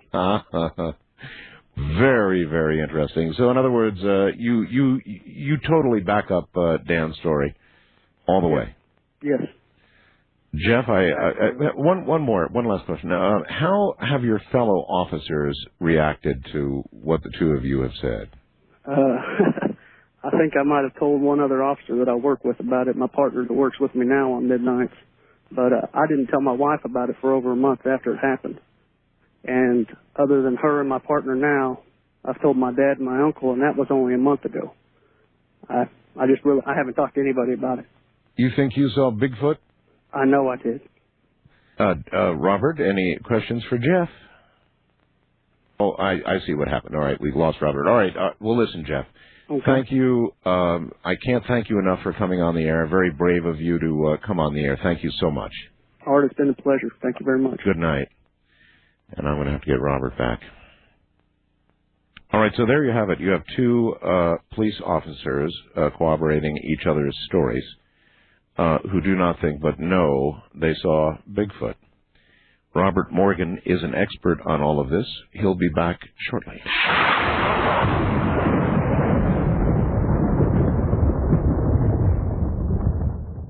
From December 11th, 2001.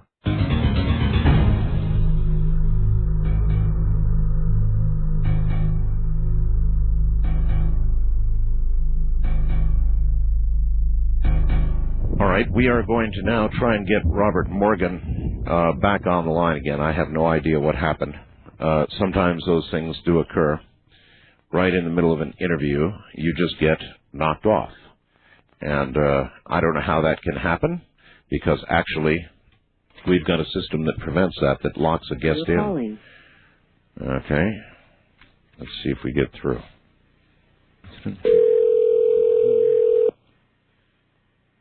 Hello? Robert. Yes, sir. Hi, I have no idea what occurred. I take it, hopefully, when you realized you were disconnected, you raced to your radio. No, I didn't. Oh, okay. Well, you missed, you missed Jeff. I brought him on, and he verified every single thing that his partner said. At the very end of the interview, I asked Jeff if he had any doubt that he had seen Bigfoot, and he said absolutely no doubt whatsoever.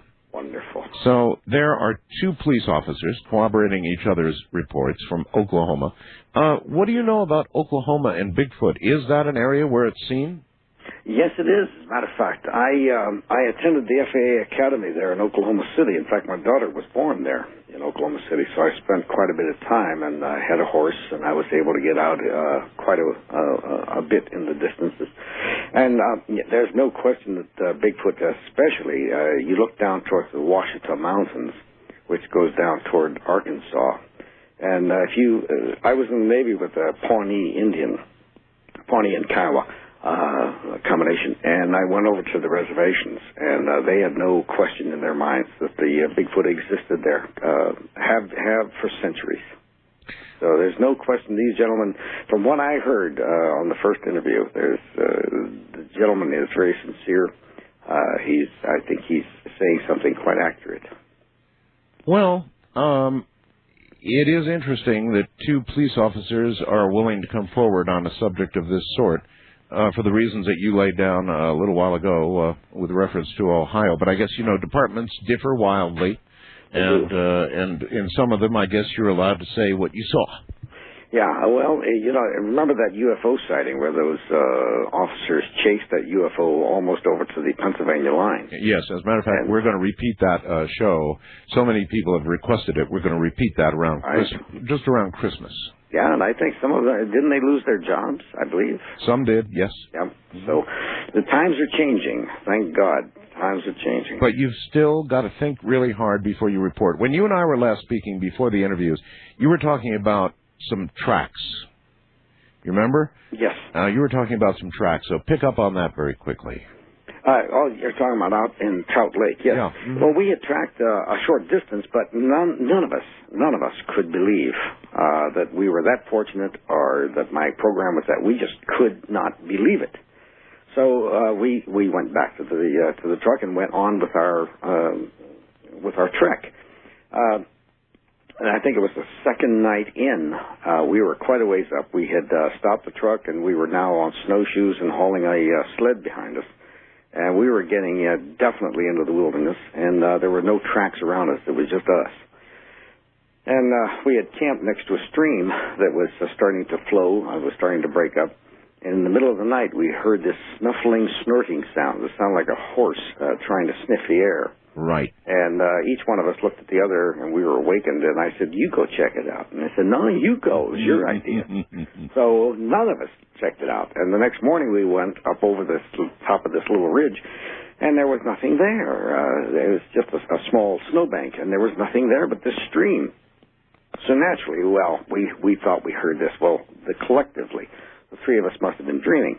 A few miles further up, we found where someone with large feet, barefoot, had come out of that mountain stream, came up onto the road, turned around twice, walked back down into the stream, and continued going downstream. We had some unfortunate accident while we were up there. We got into a whiteout, and the boots we were testing for a major manufacturer, we won't mention his name, froze my feet, and they were supposed to be waterproof. They weren't. Anyway, we finally had to trek out, and when we did get out, we found out that on the other end of that stream, going downstream into the White Salmon River, there had been indeed sightings. And about this time, they had had a sighting near Bonneville on the river, the Columbia River. So we pursued that. Of course, I was limping by this time on frozen feet. We got down there, and this is where I ran into Conrad Lundy, who was commissioner of the Skamania County, and I ran into the gentleman who owned the Skamania County Pioneer, Roy Kraft. And their hunters were everywhere. Everyone was there with their rifles, their shotguns, everything. I asked him what in the hell was going on, and he told me. And I could tell he was a local. I didn't know he was the county commissioner.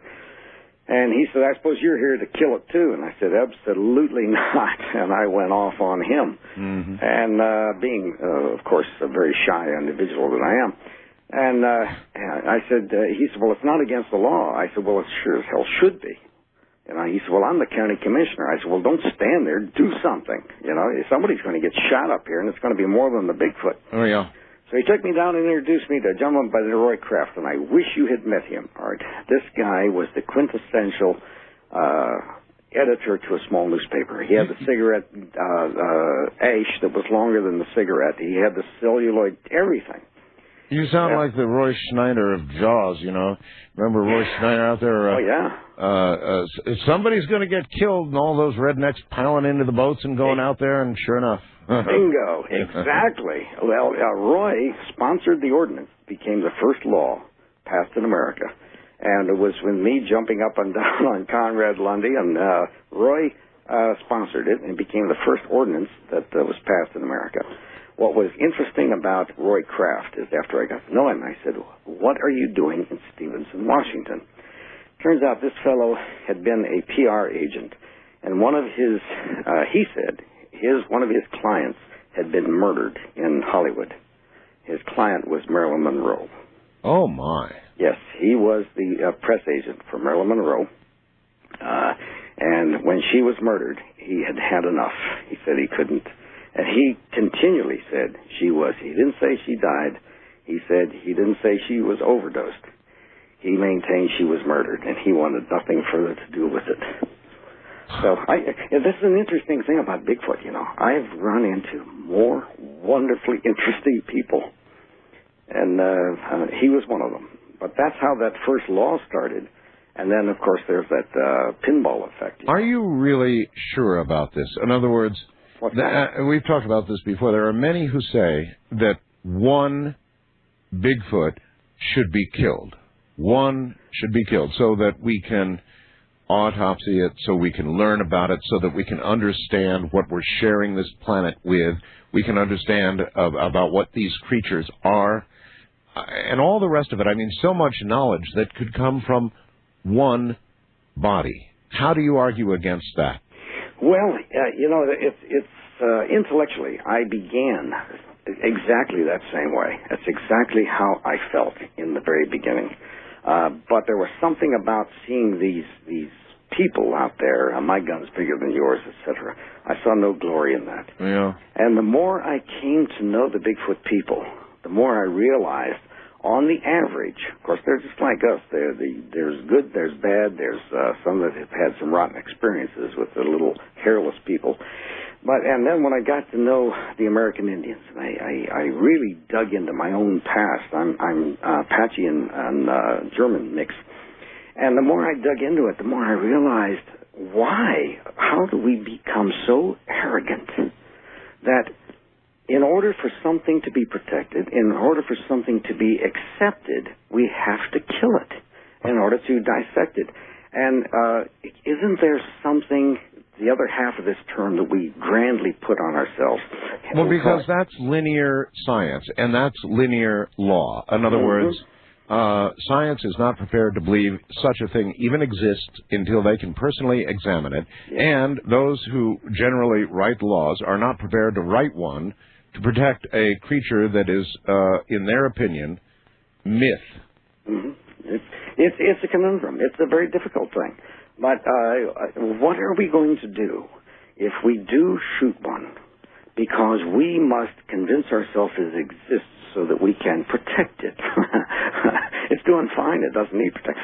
So what do we do then if we cut into it, cut it apart, and we discover that it is indeed genetically provable that this is our brother? Well, this is our ancestor. Well, listen, if that happens, then they're going to quietly bury it Trust me on this, and you're never going to see that body nor the report of the autopsy or anything else. Exactly. That would upset way too many apple carts. And I wonder, Art, if that hasn't occurred. There was a skull found, Oh, yes. There's a skull was found. Listen, hold it right there. We'll come back to skull in a moment. We're at the bottom of the hour. My guest is Robert Morgan. The subject is Bigfoot. I'm Art Bell, and good morning. The breaking news continues. I told you about the headline on Drudge. Here's something to back it up. It's unattributed because the person doesn't want me to give their name for understandable reasons. I'll read you what I've got as best I can, Art. I am a member of the national media and an avid fan. Here's something I just picked up from a friend of mine at the Washington Times. They're going to run this in the morning paper. Please do not mention my name on the air. Regards, he gives his name, and he works for one of the big 3 networks, and I won't even say where.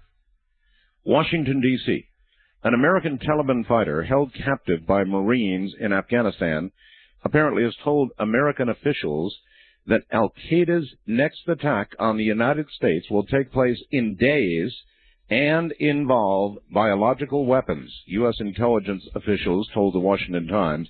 John Walker Lind, L-I-N-D-H, the Taliban guerrilla captured near Mazar-e-Sharif, said in intelligence debriefings at the U.S. Marine Corps base near Kandahar that Phase 2 of al-Qaeda's war against the U.S. will occur at the end of the Muslim holy month of Ramadan, which, by the way, ends on Sunday. He told the U.S. intelligence officials that the Ramadan attack is going to involve the use of biological weapons. The information was among other intelligence reports that led the Bush administration to issue a public warning last week, remember that, about a possible terrorist attack. So, this allegedly is going to run in the Washington Times within hours, and it certainly would back up what we are seeing on the Drudge report this morning, so I guess you're going to want to bear all of this in mind. Now, we take you back to the past on Art Bell Somewhere in Time.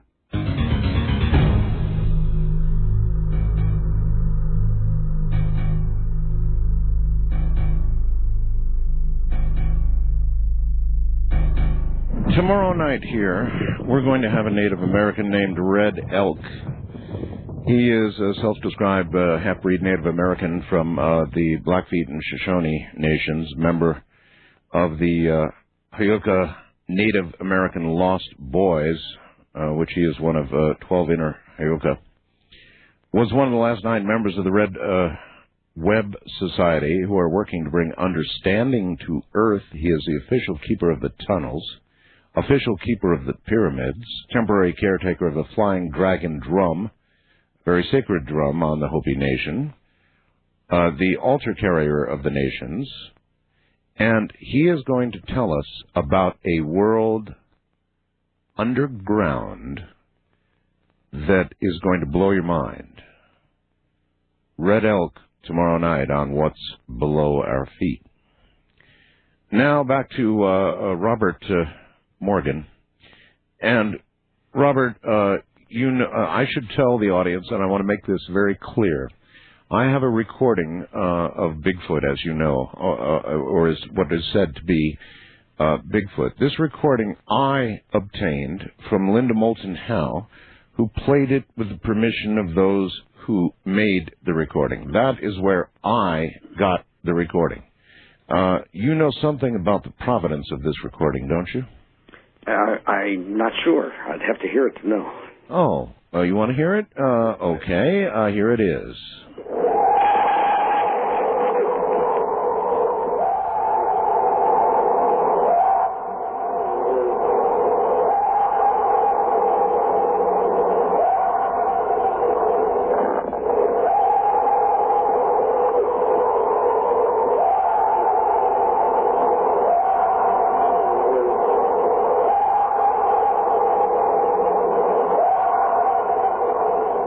That recording, Robert.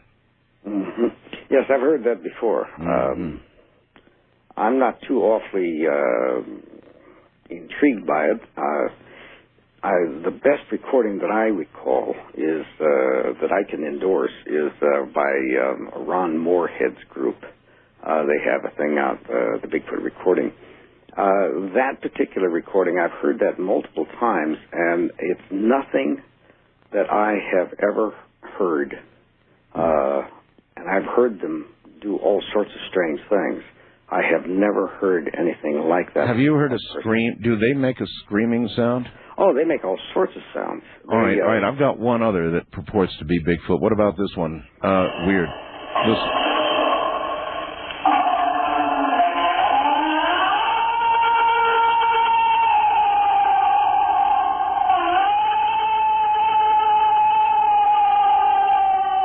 What about that one?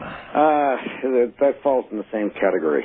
I've never heard those things myself. I've never heard them playing that eerily. I've never heard that echo chamber that they like to play that in. It sounds to me like someone's on the top of a church steeple trying to pretend. The recording or the sounds that I've heard of, they have never done anything like that. What have you heard? Well, I've had them come close by and actually imitating birds, and then change from one bird to another in mid sentence, I guess you might say, or mid sound. Really? And I've heard a lot of the articulations that are really well represented in Ron Moorhead's and Alan Berry's recording, where they actually appear to speak. Yes, where you can actually it's not just someone howling or something like that, because they have no reason to do that. You know, they don't just go out and pretend to be a werewolf. There's no meaning to those sounds at all. Well, the sounds that I have heard have all had meaning. Yeah, I've also heard those, the ones you're talking about, and they actually. Do you remember what the clearest was? Yeah, there's something that sounded to me like "You're not welcome." They actually had vowels and. It was. Like right, that, like that. Right, and which was tough to swallow at first, but the more I've listened to it, and more than that, even going on beyond that, because there's no sense in projecting what we would like to hear, but to realize that they're using vowels and so clearly. This means they have an articulated speech pattern. That means that they are above the chimpanzee. Which is supposed, that and their orang is supposed to be our closest relatives, who cannot, because their tongues are not affixed the same as ours. They can't articulate. But these people do. I've heard it so many times, and they are one of the masters of imitation. Do you or do you not believe there is anything paranormal about them? Now, they're said to appear and disappear. Sure enough, we don't have a body yet. Nobody's killed one. And there could be reasons for that that wouldn't be easily digestible. Do you buy into that or not? No, not at the, I have seen nothing whatsoever that was. Well, if we have to define paranormal, it's a subjective term in the sense that if we lift above the normal, indeed they are. But do they go into other dimensions and play Puff the Magic Dragon? That's right, yeah. No, not at all. I appreciate the folks that are reaching for that, because I think they're looking for some other force outside of ourselves. Sure. And I understand that, and I'm not saying it's not there. Certainly there have to be other dimensions. We would be so small-minded if we tried to limit everything to that which we can... no, that's all right. You think these are real creatures that have been here as long, or more likely, longer than we have been? Yes, I do. They're perfectly adapted. And that we are from them? I think so. I think our body is. Now we're getting into something a little bit more esoteric. Do they have the same essence that we call a soul? This, I don't know. I just don't know. I wouldn't even pretend to know such a thing. Oh, hell, I think cats have souls, so, They probably do. They probably have souls. I would assume that they do, because, again, we would be so arrogant, wouldn't we, if we say, oh, we're special because of this and that and the other thing. Well, they protect they're very family-oriented, aren't they? Very much so. And another thing that I've never heard of a dumb Bigfoot, that is a product of inbreeding. And this tells me that Mendelian genetics is holding up quite well, and this is one of their dangers. Interesting. Sure it would be. Sure, because if they were so and they are clannish. I mean, in the sense that they run in small little pods, like little family units, and they seem to keep to a single family most of the time, and yet they do have rendezvous. And I inserted myself accidentally into one of their rendezvous one evening, and it really irritated them. Oh yeah. We had gone down, Scott Church and I had gone into a place in the valley, and it was around 12:30, 1 o'clock in the morning, and I love to go places where no one knows where I am. And went trotting down in there, and I heard a call. It was a bird call late at night, so I answered it. And I got a response from the opposite ridge, so I merrily called alone. And they called back, and they started coming closer. And the closer they came, and then all of a sudden, there was this dead silence again. I mean, it's like running into a brick wall. And when I tell you that, I swear, even the insects stopped. And Scott and I stopped in our tracks, and all of a sudden, this thing cut loose on us with this scream, with this gibberish, and it sounds gibberish because I don't understand it. Certainly not gibberish to them, but they really were insulted and angry. And they left. And it took me a while to realize what I had done. I had come in on a movement route, had heard their call, and had responded, and apparently I imitated it well enough that I fooled them. They were looking for another family coming on, and they were merrily coming down to say hello to Joe and Mary that just came in from the next valley, and they were really ticked off. They were angry that I had fooled them, and I certainly didn't mean to, but I did. Would they get angry enough to get physical, do you think? In certain circumstances.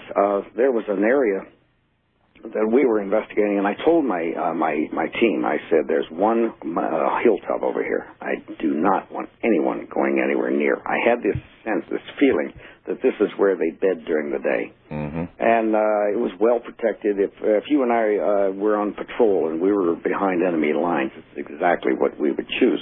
So I left them alone, because if I leave them rest, then they're more apt to come close to me during the night. And, of course, they move around during the day under normal circumstances. When we are around, that's when they move at night. In any case, it was the same circumstance. We finally penetrated that area one night, somewhat accidentally, but we did do it.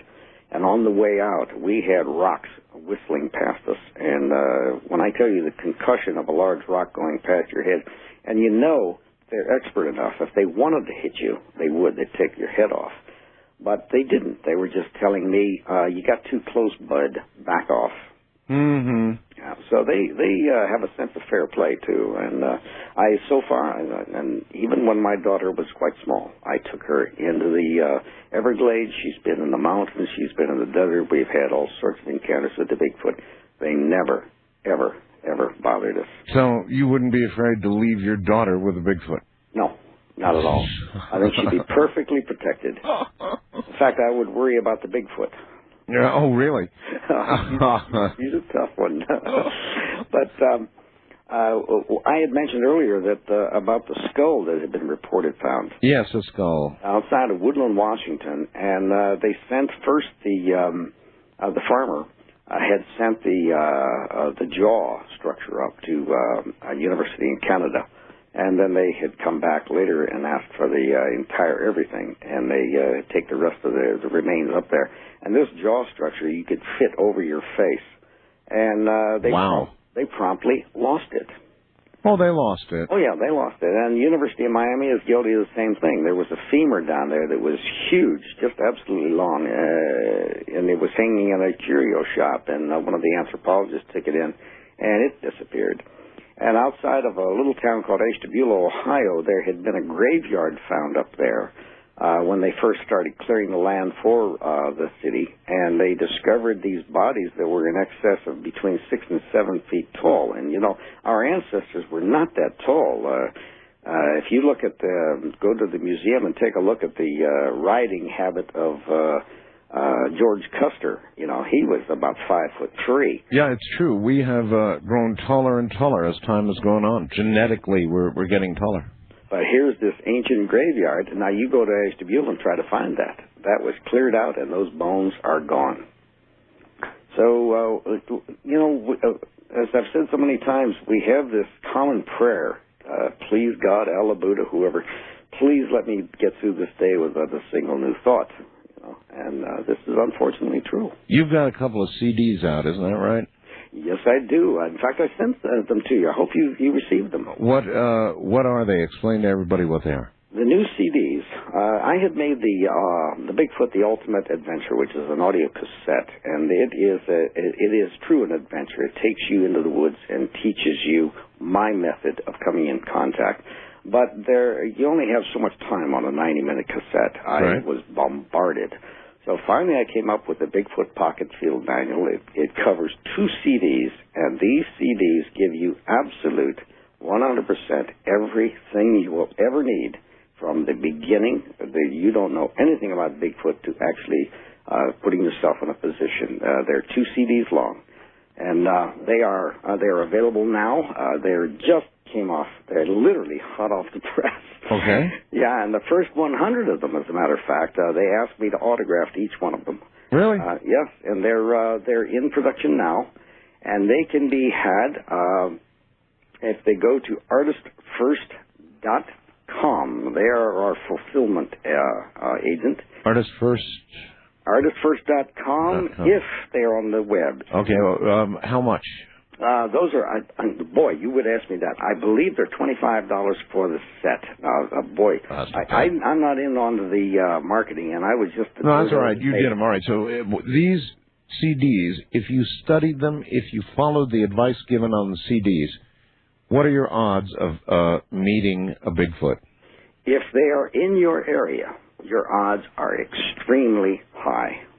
Extremely high. In fact, I hope those policemen, I wish that policeman, and I wish the Southern Bigfoot organization would get a copy of these things, because this is a culmination of 30 years of experience. I have done it. I've been there, and this is how, and it starts from ground zero. How long? Where to start your own research. How long did it take you to produce these? What, the CDs? Yeah. You mean, I don't understand. Well, to produce them, to put it all together. How big a project was it? Oh, well, for me to write it, it took 29 years to learn it, and 1 year to actually file it down into a viable script. And then I had to sit down and record it. So I recorded every single bit of it. And, oh, God, you're talking about actually about a year and a half to get the recordings the way they are right now. Boy, that's a big project. Yes, it was. Well, the Ultimate Adventure, which is its companion, I met the recording engineer to that when I was on my way to Moscow, Russia, and I met him in Frankfurt, and I heard these people whispering behind me, "That's the Bigfoot guy." And I thought, oh, Lord love a duck, I can't even go to Russia, And he was a supreme engineer. He'd worked with Rod Stewart and Cher and the Jacksons and all this stuff. And he told me, he said, when we get back, if you want to do something, I will do it. Well, he did. He came to my home, built a recording studio, and spent 9 months. And nothing on that recording is canned. And the only thing is, he didn't have a sense of humor, Art. He would not let me sing. He wouldn't let you sing? He wouldn't let me sing. All right. Well, that'll add to the attraction of the buy, I guess. I don't sing either, Robert. I just don't do that. Good morning, everybody. Robert Morgan is here, and we're talking about Bigfoot. Lines are loaded. We're about to go to the lines. If you have any questions, hopefully we'll have some answers. So, stay right where you are.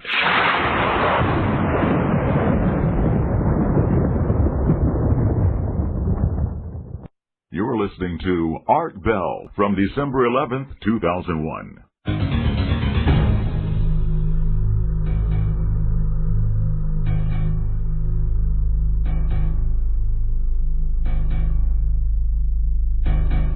Once again, here is Robert Morgan. Robert, hold on just 1 second. I need to pose for a picture here.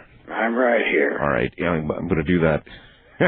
I still haven't got it right. Well, I'll do it here shortly. All right. Robert, I'd like to take you to the telephones and let people ask you questions. They know that you know, and so obviously they have questions. Sure, but I have a question for you. Yeah, fire away. Is it really true that we, for the Al-Qaeda, that we changed Ramadan to Ramabam? Is that true? No, Robert. That's not. Well. Okay. Well, you don't want to go there. Yeah, I don't care to go there. Instead, I'll go to the phones. First time caller line. You're on the air with Robert Morgan. Hi. Hello. Hi. Good evening. Where are you, sir? I'm from Columbia, Missouri. Listen to you on 1400 KFRU. All right. This takes place about 2 years ago. About three of my friends, we were up hunting around Cody, Wyoming. And me and my friends, we're more like traditionalists. We try to preserve the style of hunting back to the mountain man type, with old muzzleloaders. For you. And so we really have done a lot of research and researching in clothing and weapon use and all that. Well, we were up in Cody, Wyoming, at a friend's ranch up there doing mule deer hunting in the old traditional style. And we were up there, and we had shot a mule deer. We'd been up there about 2 weeks and finally shot a mule deer. We're up there with pack horses, and we're cutting this mule deer up, put on pack horses. And all of a sudden, there's what I thought at the time was this animal coming up. And it was kind of growling and not really snarling, but kind of baring its teeth. I told my friends, I said, let's go with what we got on the horses and leave the rest. And so we went back to our base camp. Later that night, I heard rustling in the leaves. And I told my friends, I said, well, bears are trying to get to the meat. Let's reposition it. And we do. And didn't really notice anything. And got up the next morning, I asked my friends, I said, did you notice something odd about that animal yesterday? They just kind of said, yeah, I really hadn't seen anything like that, but we're not really from this country, so I figured it's something just native to this country. I said, yeah, me too. So we go out and go scouting for more mule deer, and I come back, me and a friend of mine come back early, and I heard some rustling in the camp, and I said, them bears have gotten into the meat again, so let's sneak up real quiet and see if we can catch it and scare it off. So we sneak up to it, and there's this, looks like a guy in a, I don't know, have you ever seen the old pictures of the Indians or the mountain men with big buffalo capes around them? Oh, yes. It kind of looked like that, but it was not quite, I mean, the hair was long.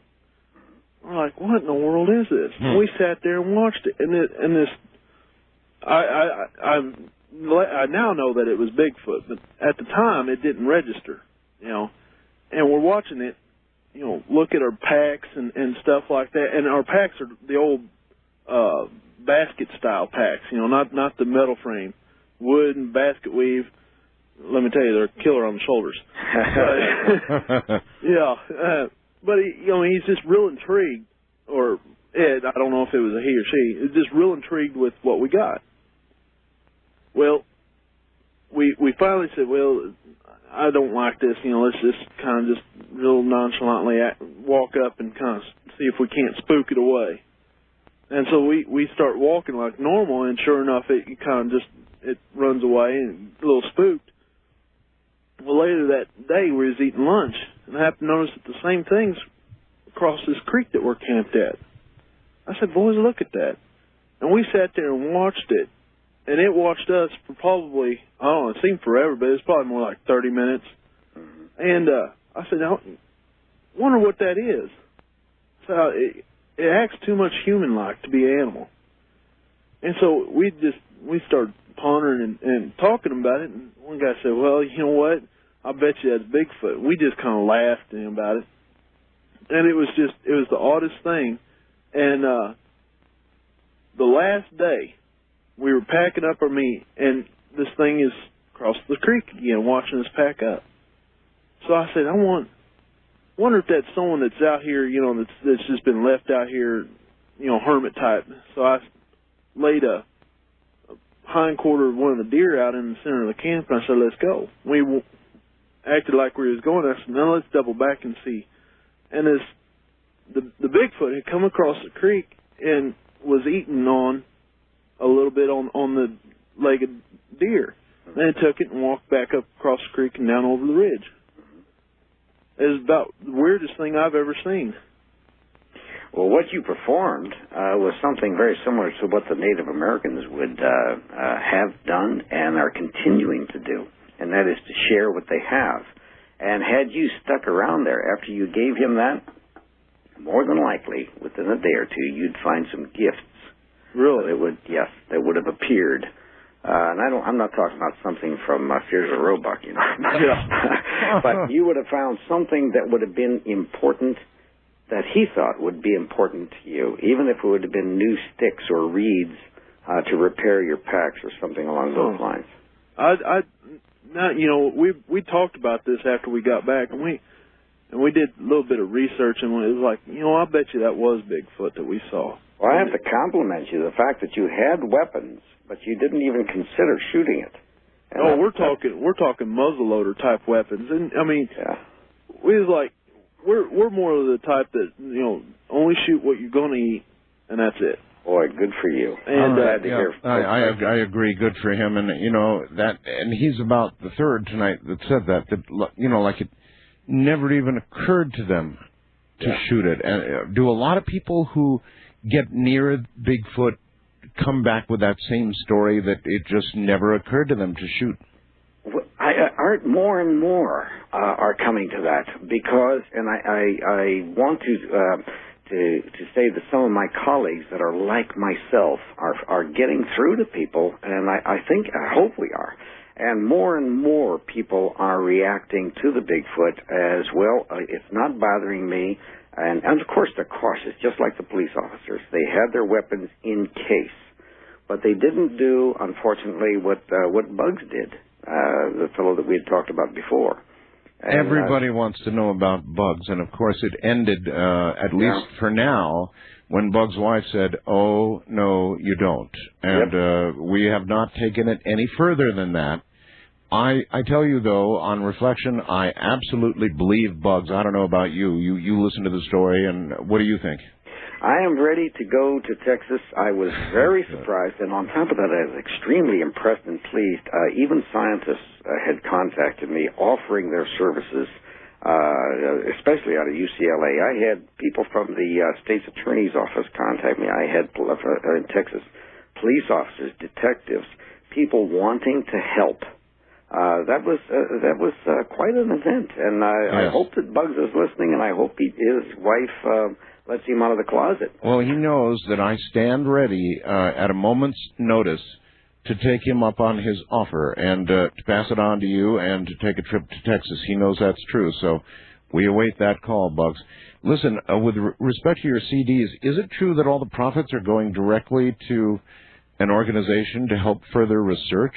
Oh, absolutely. The profits go to the American Anthropological Research Foundation. Well, how in God's name are you making a living? I beg your pardon? How are you making a living? Oh, hijacking cars, things like that. I've always been fairly lucky that way. I go out and I make my money, and then I go back and spend it. That's what it's all about. And if I die with more than $26 in my checking account, I'm going to be very angry. You know, that's it's kind of the way I think about money too. All right. Wild Card Line, you're on the air with Robert Morgan. Hello. Hello. Hi there. Hello. Oh my goodness gracious! Can I say something real quick to you, Art? Yes. Before I make my point here, I am so grateful that you're here. I missed you so much. Me and my wife, my wife and I cried heavily when you were gone. Well, I'm grateful to be here too, sir. Thank you so much. And I'm so glad that you did what you did for Rush. We all prayed, and you know, it was a great thing, and I'm so glad we cried when you were back. Well, I wish I could tell you all I know about Rush, but I can't right now. I know, I understand. Things will be apparent in time. All right, anyway. Exactly. Okay. So, hey, Robert, I have a good friend that he's called up on the Art Bell show a number of times under several assumed names because he's a very paranoid sort, just like most of us. And anyway, so he says that he knows in the Shasta area, of course, all the the stuff that goes on in Shasta and the Shasta Mountains, that's a whole different program. But yeah, it's kind of like tomorrow night's program. You're going to want to hear that, sir. But anyway, your point is? Okay, well, he says that he knows some Sasquatch, a whole Sasquatch family in the area, and that he believes that they are interdimensional. Now, that's my big, that's my thing. I want to ask, do you have any idea if they can possibly be, maybe they have some sort of, something that we are lacking now that we have just, it's faded out in the human. Okay, I think we really already answered this when I asked the question about the paranormal, but you're welcome to enlarge. What I think is true, Robert, is that we assign in our minds when something is as elusive as this, we automatically in our minds we assign it to the paranormal category. It's a natural human thing to do. Yes, and it's kind of shows our weakness, and at the same time a kind of yearning for something beyond what we can see, touch, smell, taste, etc. It kind of is akin when I ask people. They will tell me they are afraid of. I'd be afraid if I saw a ghost. And I said, my answer is, look at me. Look at me right now. Are you afraid of me? Well, of course not. Well, if I die tomorrow and I come the next day to see you, why would you be afraid?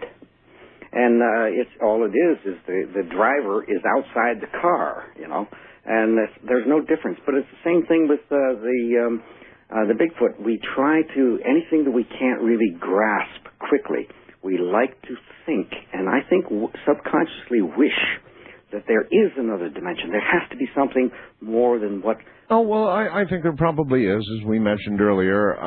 Most of the theoretical physicists who are right on top right now believe there may be 11 or more, and so I believe that. But in this case, you're just saying you think these creatures are as real as we are. Yes, and I think it's our own limitations that are the problem. Well, how are they bright enough? Well, of course, they are seen. They've been watching us for centuries, so they know what we're going to react to.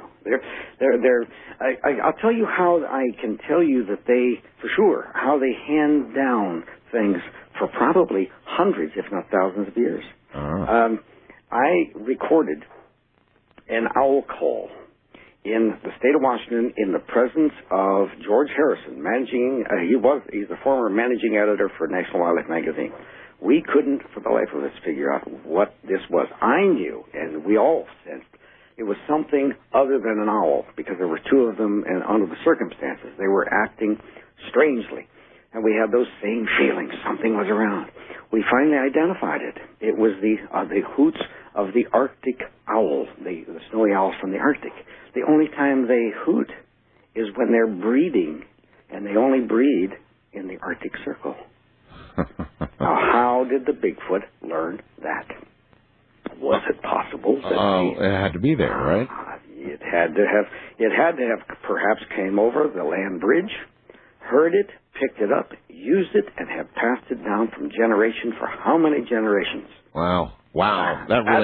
That knocked me back about 20 paces when I heard that. Yep, me too. Wow, that's incredible. East of the Rockies, you're on the air with Robert Morgan. Hello.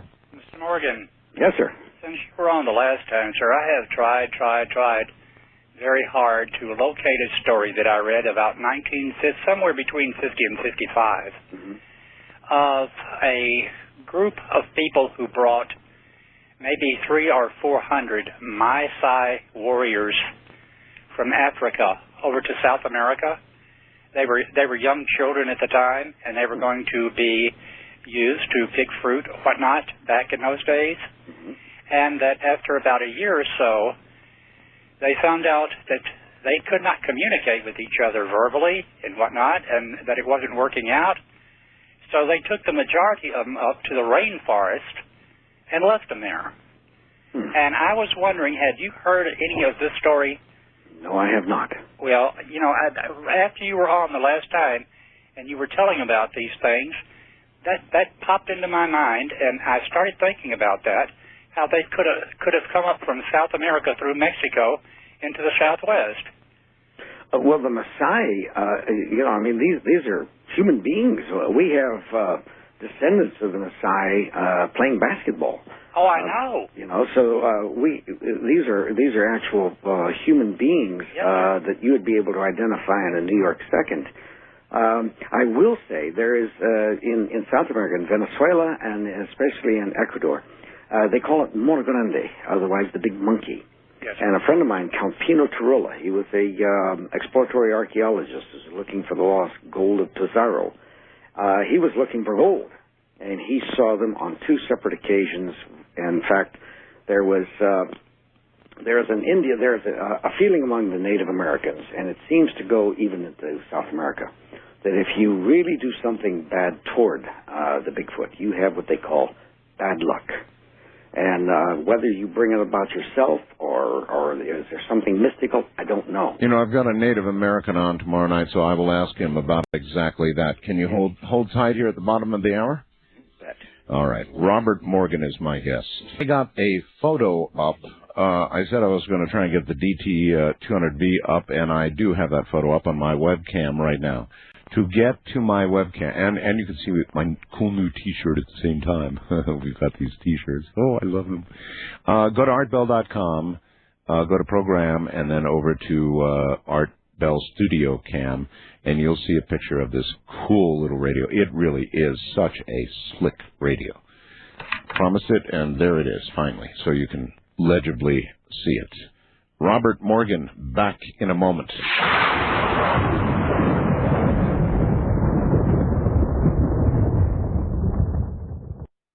You're listening to Art Bell from December 11th, 2001.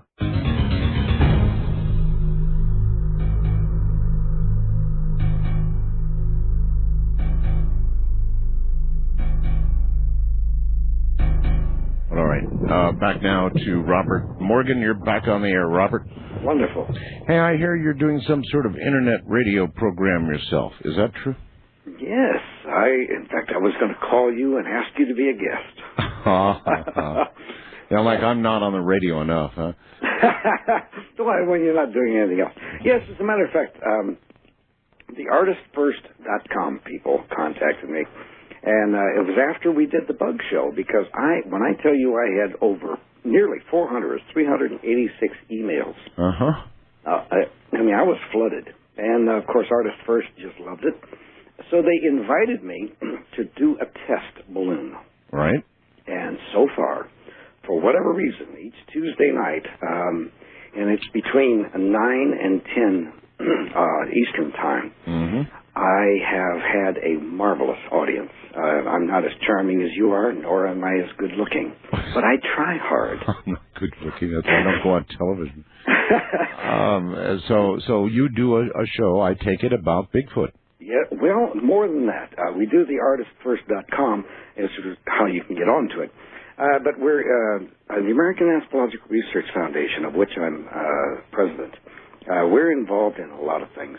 Institute for Neuroscience Awareness is one, which has to do with EEG neurofeedback for brain trauma, curing brain trauma problems, and circumventing it. We also have the Institute for Children with Challenges. So you know something about these things? Well, by osmosis, yes, I do. Well, okay, then. I've got a really good question for you. I had a gal on the air the other night whose name was Pam. And Pam has been featured on 48 Hours and elsewhere. And she had an aneurysm in her brain. You didn't happen to hear that, did you? No, I did not. She had an aneurysm in her brain, Robert, and in order to clip this aneurysm without killing her, the only thing they could do was to lower her body temperature way down, and her heart stopped. They pumped all the blood out of her body, every last bit of the blood out of her body, and her brain waves stopped for an hour. Robert, for an hour. She was dead. D-E-A-D, dead. Right. She told us what happened while she was dead. But at any rate, they pumped the blood back into her body. Her heart was kick-started with the paddles, you know, that kind of thing. Right. And after an hour, Robert, she came back. Now, if you know anything about neurological studies, maybe you'd like to comment for me on the following question. During that hour, where was she? Well, that's like you and I. Okay, I'm going to pick you up, and we're going to go down and have a hamburger. We park our car, and we get out. All right? Normally, you leave the engine running. Because the soul, certainly, I am much prettier than this body will let you know. So I look at, being a Buddhist, I look at ourselves as these bodies are nothing more or less than cars that we're driving. That's all. It's the soul that's important, not the body. Okay. Now, I must comment on that treatment. Do you know who invented that treatment? Actually, she had the operation from one of the pioneers in Arizona. I'm sorry, I can't recall his name. I'm going to have him on the air. He wants to come on the air. Well, it was pioneered by the Russians. Okay. The Russians were the first people that lowered our body temperatures so far down. I wish that they had done this with my brother. My brother was the chief of police in Campbell, California, had an aneurysm at age 48. And he was strapped to a board for 7 years, couldn't speak, couldn't move, nothing. And yet he was totally, the body was totally aware. He had all his feelings. And he wrote a book, Messages to My Children, by blinking his eyes. Oh, my God. So I am very grateful each day that I walk. I have no complaints, zero. But okay, so you are a believer in the fact that we are invested with souls. Oh, yes. But yes. It still didn't answer my question, did it? Where did she go? Yeah, for that hour, where was she? Well, she had obviously, I would assume that her body, that her soul had stepped out and perhaps even watched the operation. You are correct. She described the operation. In fact, there's the other thing that just, we're so far off Bigfoot now, but here's the other thing that just is impossible. She described all the procedures that went on during the linear hour of time that they operated on her, Robert. That doesn't surprise me, Art. Have you not been able to astrally project? But yes, I have, but zero neurological function. I mean zero, no brain waves. Well, the brain is not the soul, is it? Yeah, that's apparently what would seem. No. All right. Well, listen. A lot of people. We got off track here. I just couldn't help it when you said that you know that was part of your research. Oh, we're into all sorts of things. If I can't get my toe into everything that's going on, and as long as it has one thing, and that's a positive thing. Someday, I would like you to talk with a young lady by the name of Colleen Smith, whose son Judah was considered an idiot with the IQ of 30, and he was totally flaccid. He was a destroyed. A portion of his brain was destroyed during vacuum extraction. You should speak with the little boy. He now speaks French, German. He obviously English. He may step. He may actually be able to move and stand.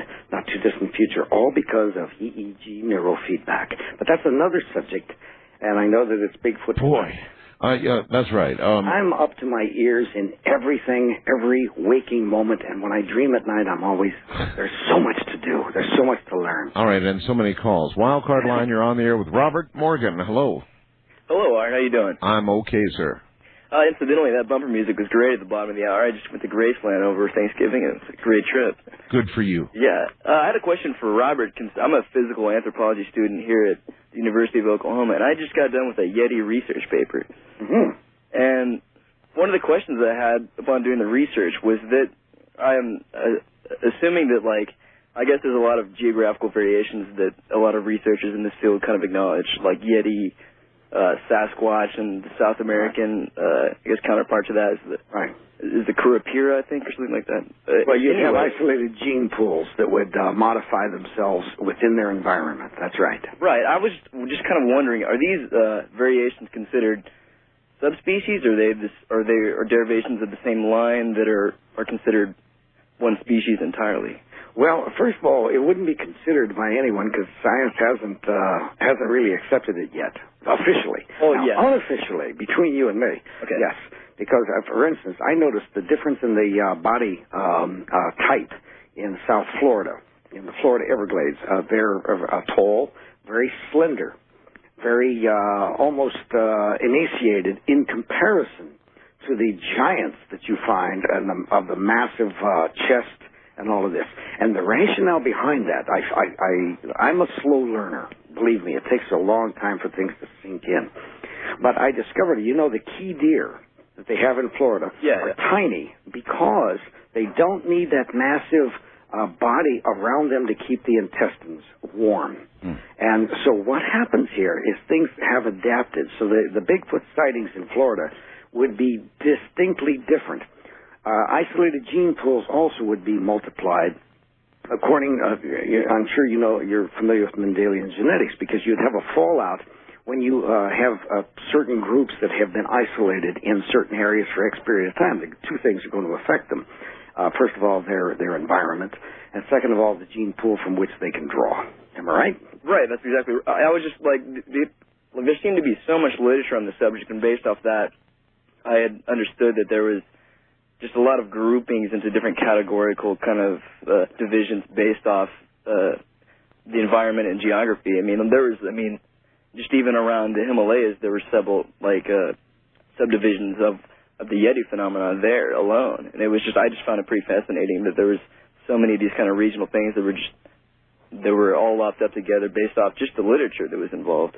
Well, the major differentiation that I've been able to, the primary thing that I've been able to note in the Himalayas, for instance, and I'm trying so hard to put things together. I want to go to Mongolia. There's an isolated area there that I think I'm going to try my methodology, my protocol for contacting them passively.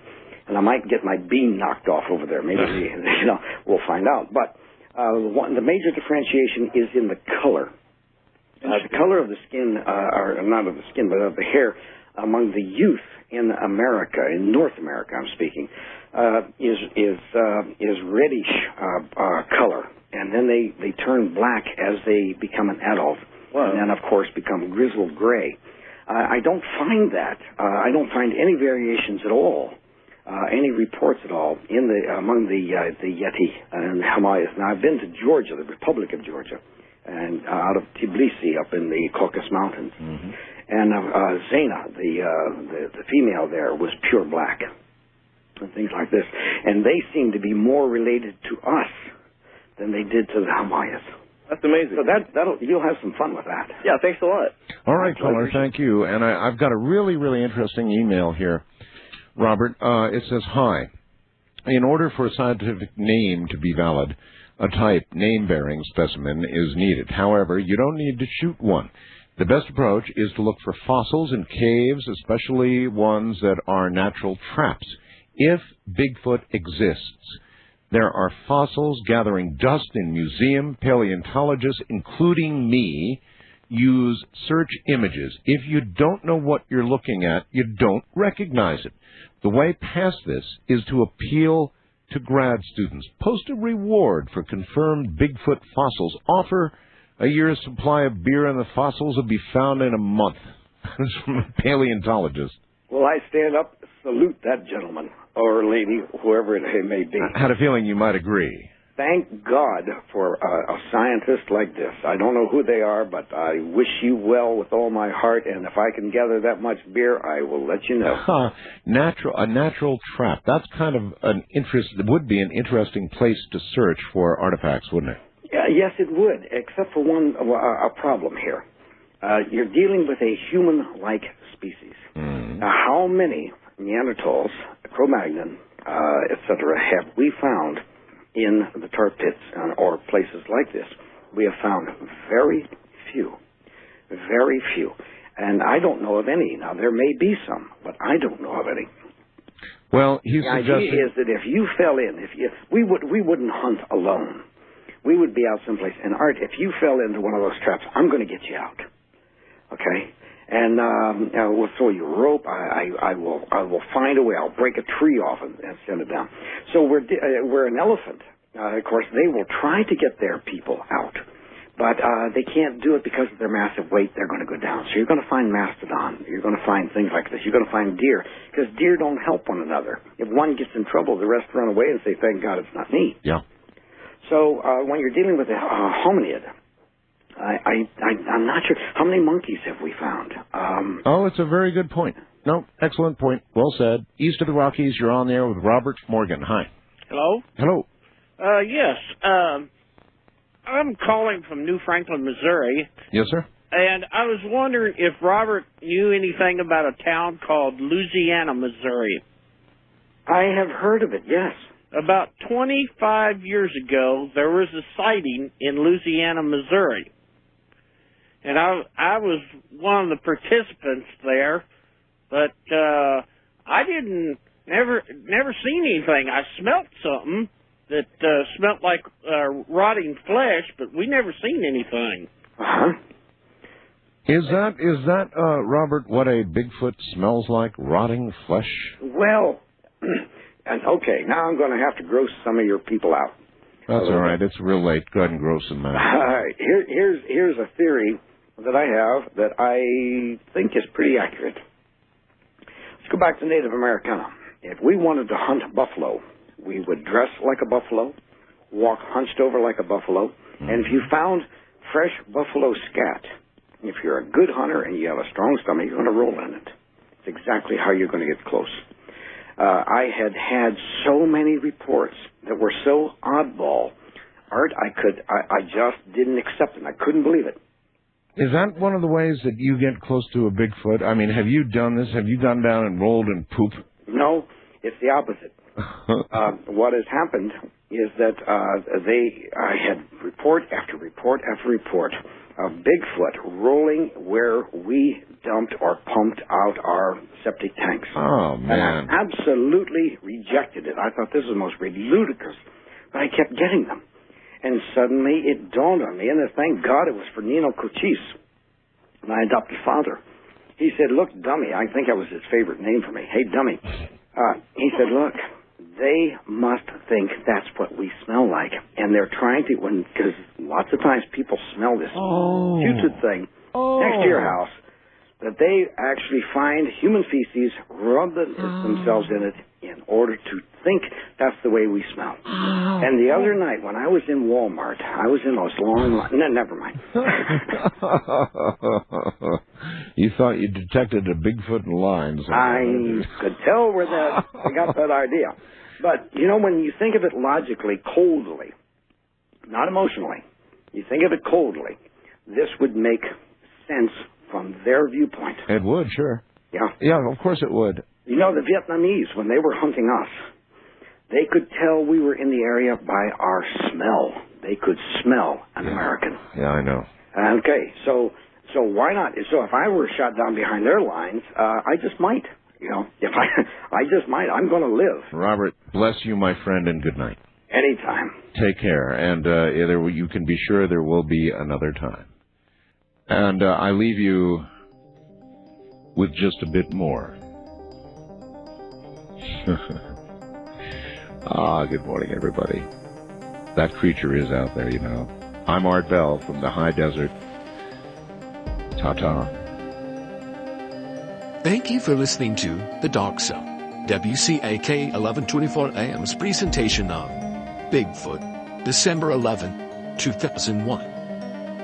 Good night, America.